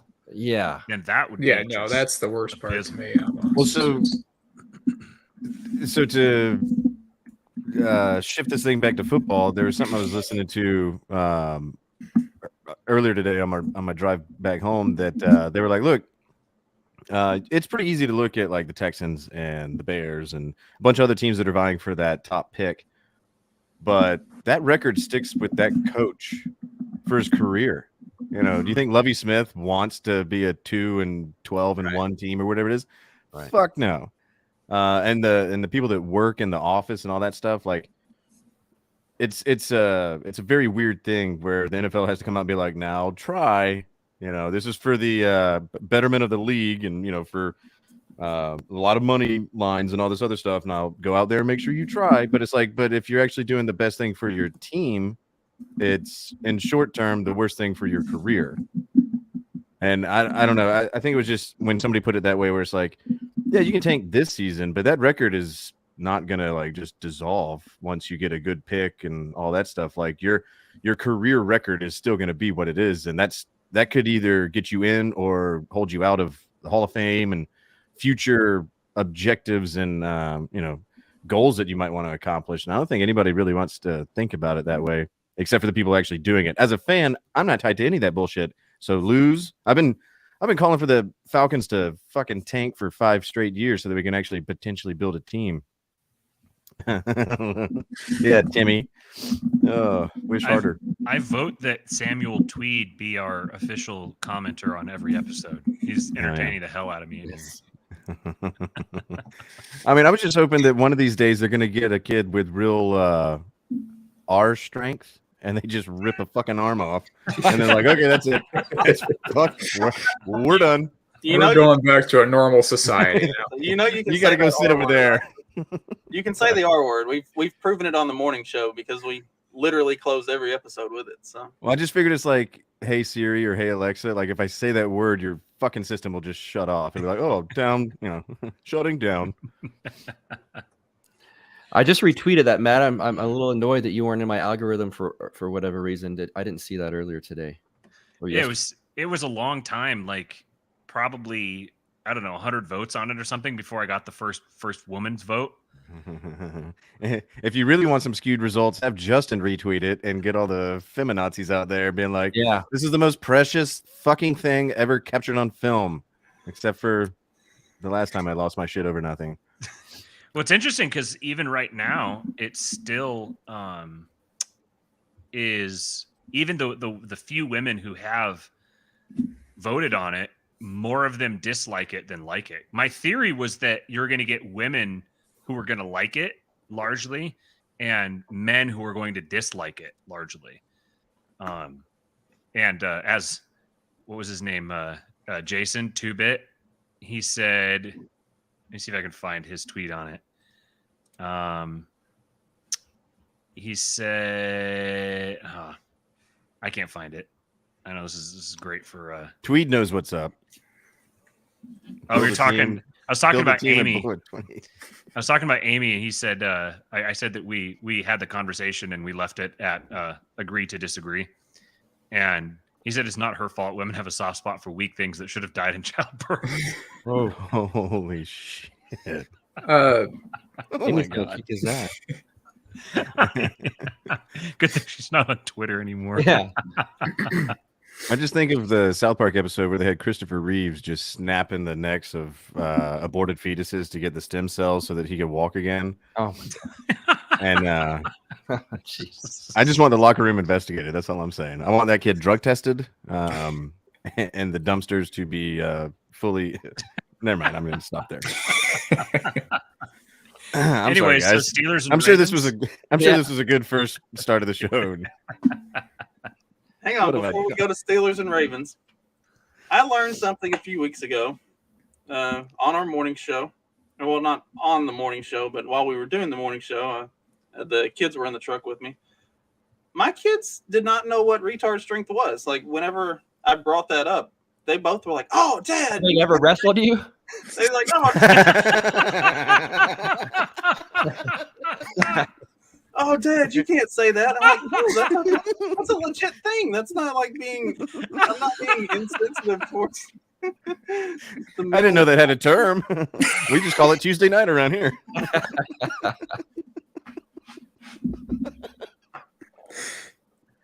So, anyway. I got mad on that one. Oh, hell yeah. I'm so glad I fucking came in.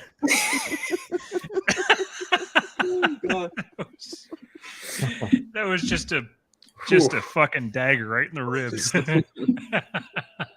Oh, man. I think CT culture has kind of pushed those terms out so younger people might not know it. Yeah. Mm-hmm. Well, and Yeah, when so- I explained it to my kids, my son was like, "Oh yeah, we've got a kid like that at school." I was like, "Yeah, see, it's a legit thing. Like, y'all just are too pussy to actually, say it." It's You're not retarded. politically incorrect. It makes sense. It's real. And No, it's real, retarded that's means for sure. to slow down. It's a musical term as well. So, Right. yeah. Retardando. Yeah. Yeah, race car drivers that are dodging nooses wear flame retardant suits. I mean, I don't see the fucking. Bingo. I don't see the problem here. Speaking of retarded, the Steelers and Ravens.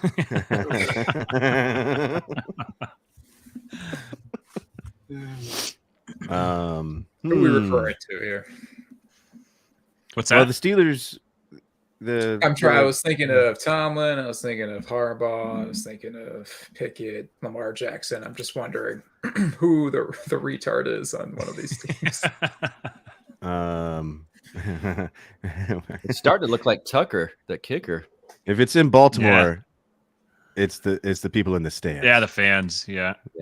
Um, It's the fucking towels Yeah. in Pittsburgh. That's true. Well, the Steelers are coming down off of their 50th anniversary Immaculate Reception game and the death of Franco Harris and all that stuff. And now they're going on the road to a interdivisional rival. The Ravens should not have the record they have. I think their schedule had just set up to where they've just play all the bad teams.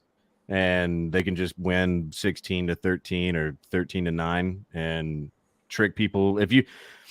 All those bitches that voted on the poll thinking that this is the most adorable thing ever, probably look at this game and go, "Oh, Ravens are great." They're not, but I think that they still beat the Steelers because I think the Steelers are fool's gold, and it'll still be another year or two before I even take them seriously. I'm happy that George Pickens got a touchdown catch, and then yeah, I like George. Sorry, We couldn't tell on the show. It's not like you bring him up every time the Steelers are brought up on the show. I don't think I mentioned him in like 8 weeks, and I've been counting. But no, I don't. I'm not a believer in the Steelers. I think the Ravens still suck, but they're like, fuck it, we got 10 wins. Let's just win out and make this game super weird. That was a Raiders loss more than a Steelers win. I agree. But I think it took like their best game atmosphere of the season with all the emotional, crap behind it to even get it to that point. Otherwise, it would have probably would have tied for like, I don't know, the Colts Texans tie. Like I think it would have been looking like that because neither team looked good. Yeah. And one of our beat writers, they always pick the games, and he picked a tie 13-13. He was close. Mm-hmm. I got Ravens, by the way, in this one too. I got Ravens too. With Dobbins back, even with Huntley under center, the Ravens can move the ball. They can't seem to score touchdowns. Like all last weekend, as I'm losing to my wife for the second time this season in fantasy football. I keep getting notifications that Mark Andrews and J.K. Dobbins are in the red zone, and then they kick a fucking field goal. So that killed me in fantasy, but it seems to work for the Ravens in what's probably going to be a low-scoring, close game that Justin Tucker can nail field goals at will, and I think that plays to their advantage. They do a good job of moving the ball. They just don't do a good job of finishing it off and getting touchdowns, but they're still scoring points, and I think they can score points more consistently than the Steelers can, so I'll go with the Ravens. Also, not to mention, I really want Huntley to just start to learn how to ball out of control so that the Ravens are not as attached to Lamar and he can come south for the winter. Same. I mean, no, west. Yeah. So the Ravens' strength of schedule is 492, and the Steelers' strength of schedule is 531. That's the winning percentage of the Yeah. teams they played. Yeah, winning percentage of the teams that they've played. I was about to say my autism was like, but there's only 32 teams. There can only be like out of 32.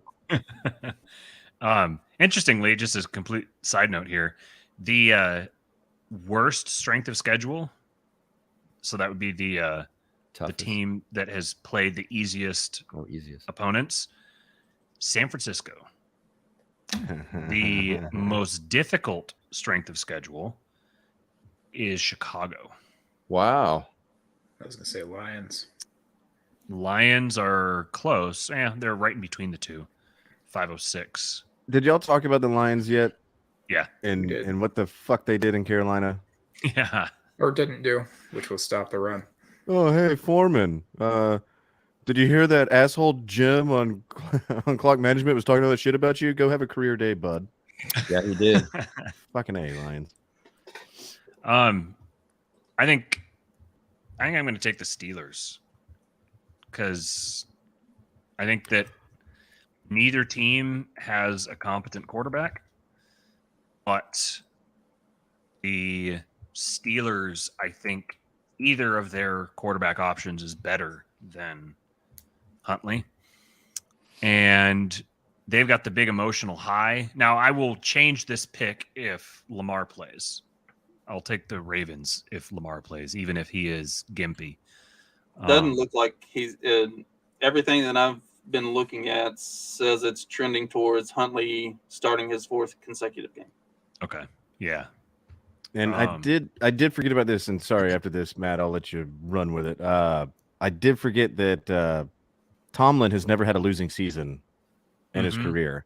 And the NFL loves narratives. They love upholding traditions, even if they're manufactured. I could easily see them going like, Ravens, you're already in. Let the Steelers have this one. Like, we really want to build on like the Steelers not having losing seasons because, you know, we really want to build up Mike Tomlin as like the greatest black coach of all time. And we can't, we really need this one. Can you pull through for us? And the Ravens would be like, well, we're probably not going to know what football is anyway. Also, anyway- everybody else picked the Ravens, so I'm going to pick the Steelers. I'm still picking the Ravens to win because they should, but I could see where this gets a little squirrely because all of a sudden it's like, well, if the Steelers lose, there's no hope of having a winning record. Like statistically, by all indications, the Ravens should throttle them. Like Baltimore is the 6th overall team in total DVOA. They are one of 2 teams that are top 10 in offense, defense, and special teams. The other one is Buffalo. So Baltimore is the number 9 offense, the number 8 defense, and the number 4 special teams. Pittsburgh is 17th overall, 18th offense, 12th defense, 29th special teams. So, I mean, but then the spread is at 2.5. Ravens are favored by not even a field goal. So part of that is because it's an AFC North late season game, and these usually just end up being real slobber knockers. It's the lowest total on the slate by a large margin. It's 35 total. Not going to be a lot of points scored, but I don't know. These division games are always, especially in the AFC North, these division games are always just a like a fight to the death. So I think the Steelers are coming off a big emotional high, and I can tell myself a story where they come in and upset the Ravens and send the Ravens, you know, kind of backing into the playoffs and, you know, wondering what the real future is with Lamar, all that sort of thing. It seems like the Ravens are kind of at a turning point as a franchise. So I think they're either going to kind of consolidate and knuckle down and come together, or they're going to kind of start falling apart. And I'm going to throw a chip on them starting to fall apart. This last game is this is the game. This is the game. The game of, I was going to say game of the week. This might be the game of the season. Yeah. Did they flex this into the Monday night, or this was set from the beginning? I think it was set from the beginning. Because I think Sunday nights are the only ones that really get flexed. Yeah. Yeah, this one, I mean, you could have seen at the beginning of the season that you were like, fucking Monday night. Like by the end of the season, these two teams are going to be rolling. Yeah. The AFC Super Bowl representative against the Super Bowl favorite. This was a long shot that actually paid off, which not a lot of those have really hit in the NFL how many this year. fucking times have we watched the Colts on primetime this year? Yeah. Christmas Day Broncos. matchup between the Rams and the Broncos. Everyone's like, ooh, that's going to be a big one. Nickelodeon. Didn't the Broncos have like their first 4 games in primetime? It Yeah, seemed like I it. think Several, that. yeah. Oh, Did you see Patrick on the Nickelodeon podcast when Russ did that interception? He's like, he didn't. It's not what he was wanting to cook. yeah. I don't think he meant to cook that. when you're getting dunked on by Patrick, you might need to retire. The Broncos country, just die. I wish Patrick would have said that. That would have been a fucking clip for the ages. So this one right now is a pick'em, and the total's at 49.5. We were just talking about strength of schedule. Buffalo's strength of schedule 514. Cincinnati's strength of schedule 525. Wow. So they have both have among the more difficult strengths of schedule. I remember when the Bengals were 0-2. Mm-hmm. I remember. I remember when they had a bad offensive line. Somewhere along the season, the offensive line decided that they were good. Well, they started looking at their paychecks and they're like, "Holy shit, they're paying us to do something. We should probably start working on Probably that." do our job. And like I said earlier, Burrow is over the last 7 games. He's the third best quarterback in the league. I think Burrow's the third best quarterback in the league, anyways. Yeah. I'm gonna go with Cincinnati in this game. I just think that they're playing Where's it at? as good as anybody. In Cincinnati. Cincy. Yeah. And I think, isn't it neck and neck right now, Chiefs and Bills? And if the Chiefs are behind the Bills because of the head-to-head, I think. And the Bills are currently holding the number 1 spot. And this will just muddy the waters if Bills go 12-4, Bengals are 12-4, and then I think the Chiefs will slide into the number 1 spot. I think. Don't quote me on it. Kind of looking around the room, see if anybody is smarter than me. But I'm trying to figure it out. think that that's what's on the line here, because obviously both of these teams are in the playoffs. This is simply for playoff seeding. Yeah, Bills 1, Chiefs 2, Bengals 3 right now. So, and I don't think there's a pathway for the Bengals to get in the number 1 spot. Dude, NFC South is division champs with a losing record at home to win the Super Bowl. You're telling me? Yeah. Huh? I mean, get on that Tom Brady dick, dude. This, He's your only hope. His most recent comment is Samuel. Is he an Ohio State fan? Ooh. I was going to say he'll go down a few.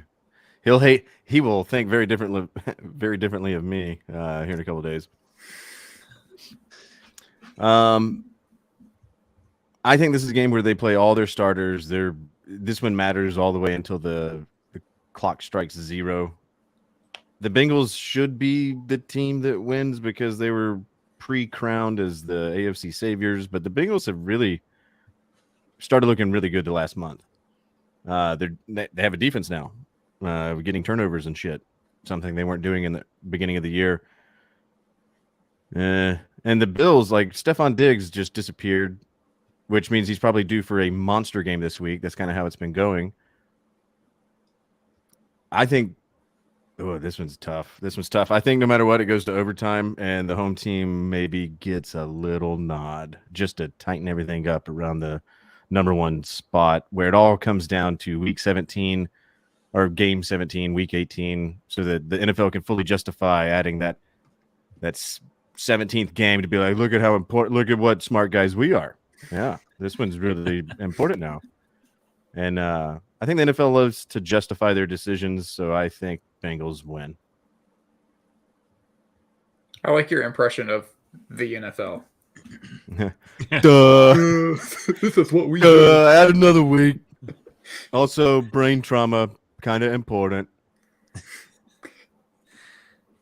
Yeah, Wasn't I'm that definitely wore the picking- NFL hat to the Super Bowl? It was just NFL who was Rob That Lowe. was Rob Yeah, Lowe. Rob Lowe. Yeah. Yeah.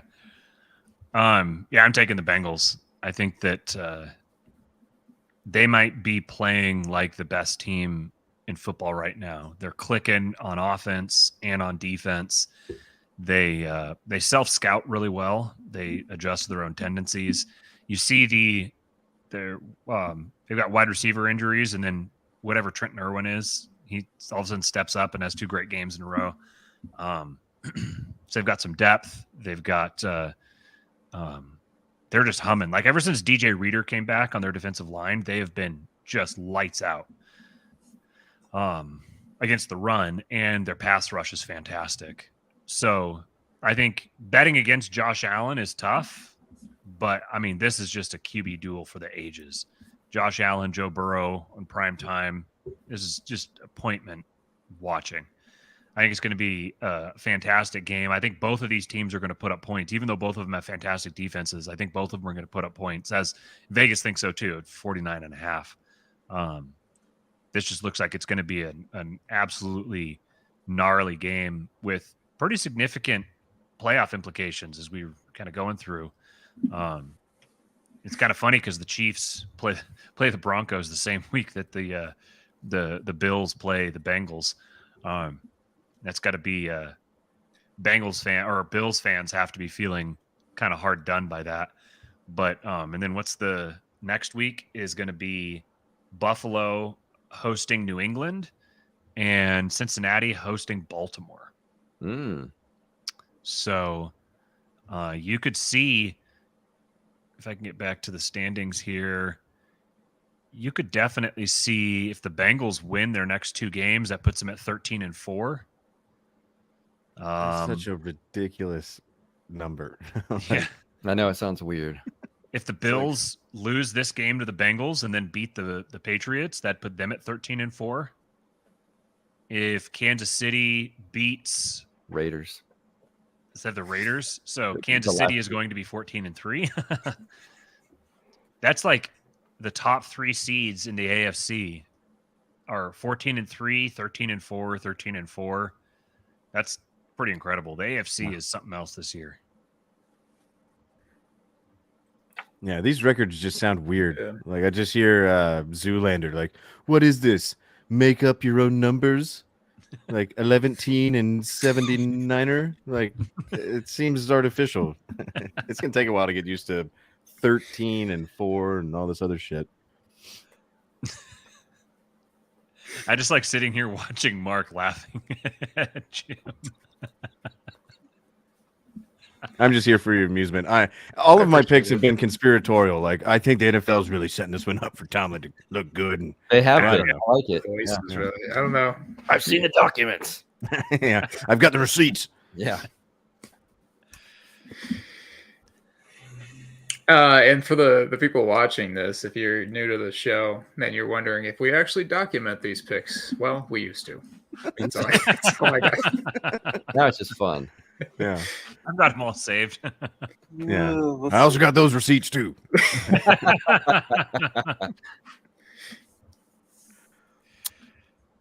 That's the last game, right? Yeah. Justin, I didn't pick yet. I'm picking Oh. Bills because I'm picking with my heart. Josh Allen's my favorite quarterback to watch. In my head says Bengals, but screw it. I'll be contrarian in this. I take the Bills.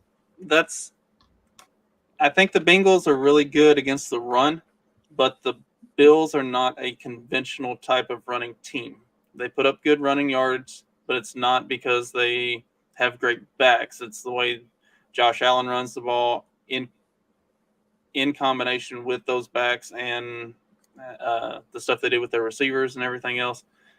I think that gives them an advantage. I'm going to go with the Bills in this one. if Mr. Tweed here is offering to document all of our picks, then by all means, man. You about to give him the login to the Substack and be like, dude, feel free to post. It's all yours, buddy. Is that it? I think that's it. All right, boys. Did you This is a guys good one. catch? I don't pay any attention to the NBA, but did you guys see the stat line that Luka Doncic put up last night? Yeah. That was pretty insane. 60, 20, and 10. Yeah, 60, 20, and 10. I- I was always I a big take it- Kobe guy. That seems more impressive than 81 points. I take it he plays for Dallas. Is he the guy that said he needs a recovery beer in his Yeah. post-game interview? Yeah. That's how much I know about NBA. And you saw Russell Westbrook also had a triple double off the bench. Did he? Yeah, it was like his 3rd one this season, I think. Oh, Russ. was a I good thought he day. was completely washed. Yeah. Who was the guy for Denver that had like a That, monster? that was Doncic. Yeah. Yeah, 60, 20, and 10. No, for Denver, not Dallas. Oh, Denver. Probably Jokic. Yeah. Had like some monster stat line. Couple weeks ago. He's a triple double guy too. Great passer for a big guy. I wish I could follow the words you're saying, but they all just sound like gobbledygook. Blah, blah, blah, blah, blah, blah. You mean you're not a big Georgia basketball fan? I know. What's that's a next? We're going to program. talk hockey. I wish I could. Cross. Yeah. Hey, with the Hawks as my NBA representative team, there's a reason why I don't watch the NBA. And the NHL has taken away 2 Atlanta teams. They threw one to Calgary. They threw the next one to Winnipeg. The NHL's dead to me.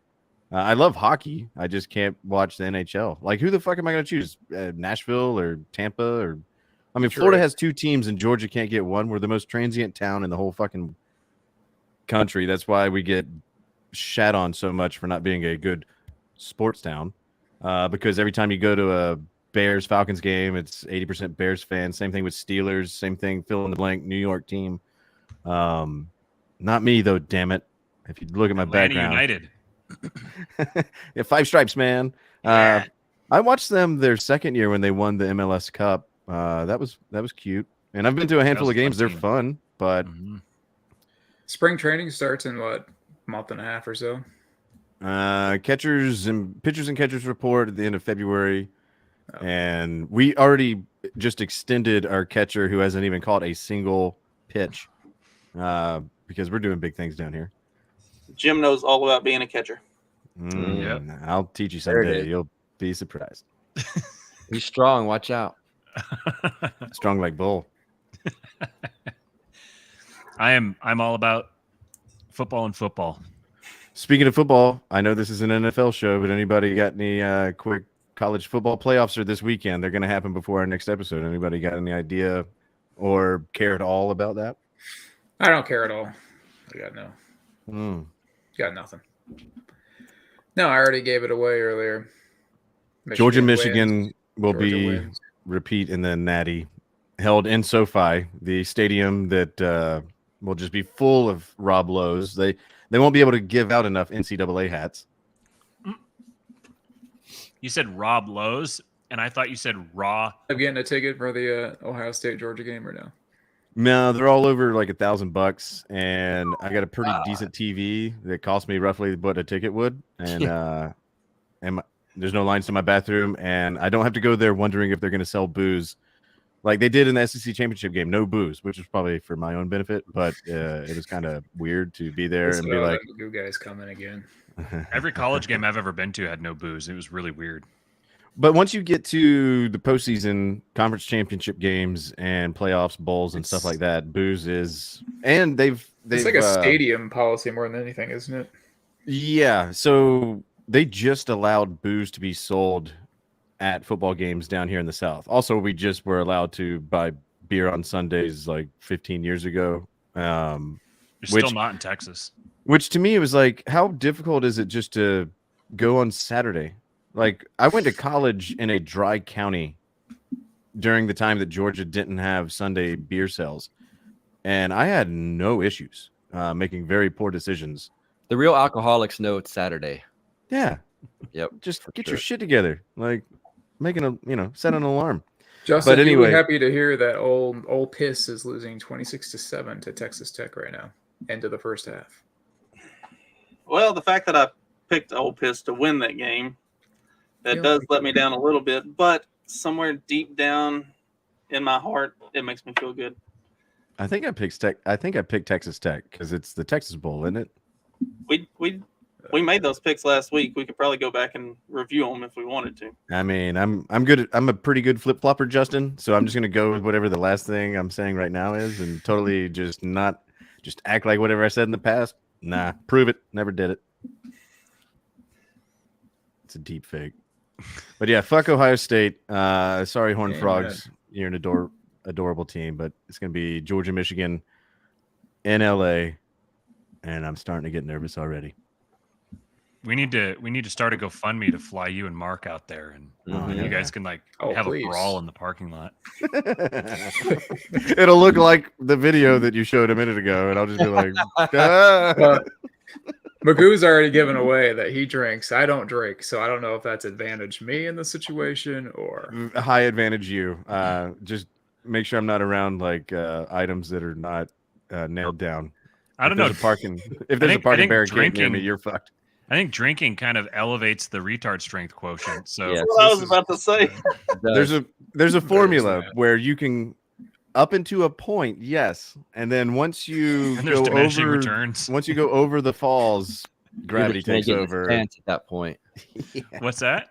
He's just gonna try to get in his pants after a certain threshold. Well, I'm gonna need them because I'm gonna piss my pants and I'm gonna need a dry set, and then it gets really fun. The GoFundMe, it seemed like a good idea, but now I'm having second thoughts. So I don't know. All right, I gotta dip out, guys. Me too, fellas. Y'all have fun this weekend. Hey, we won't have another show till next year. You're right. There it is. Oh There yeah. it is. We got to end this on a dad joke. Yep. Oh, See yeah. you all next year. Word up. See you Buckaroos in 2023. See y'all next year, boys. Later. See you guys.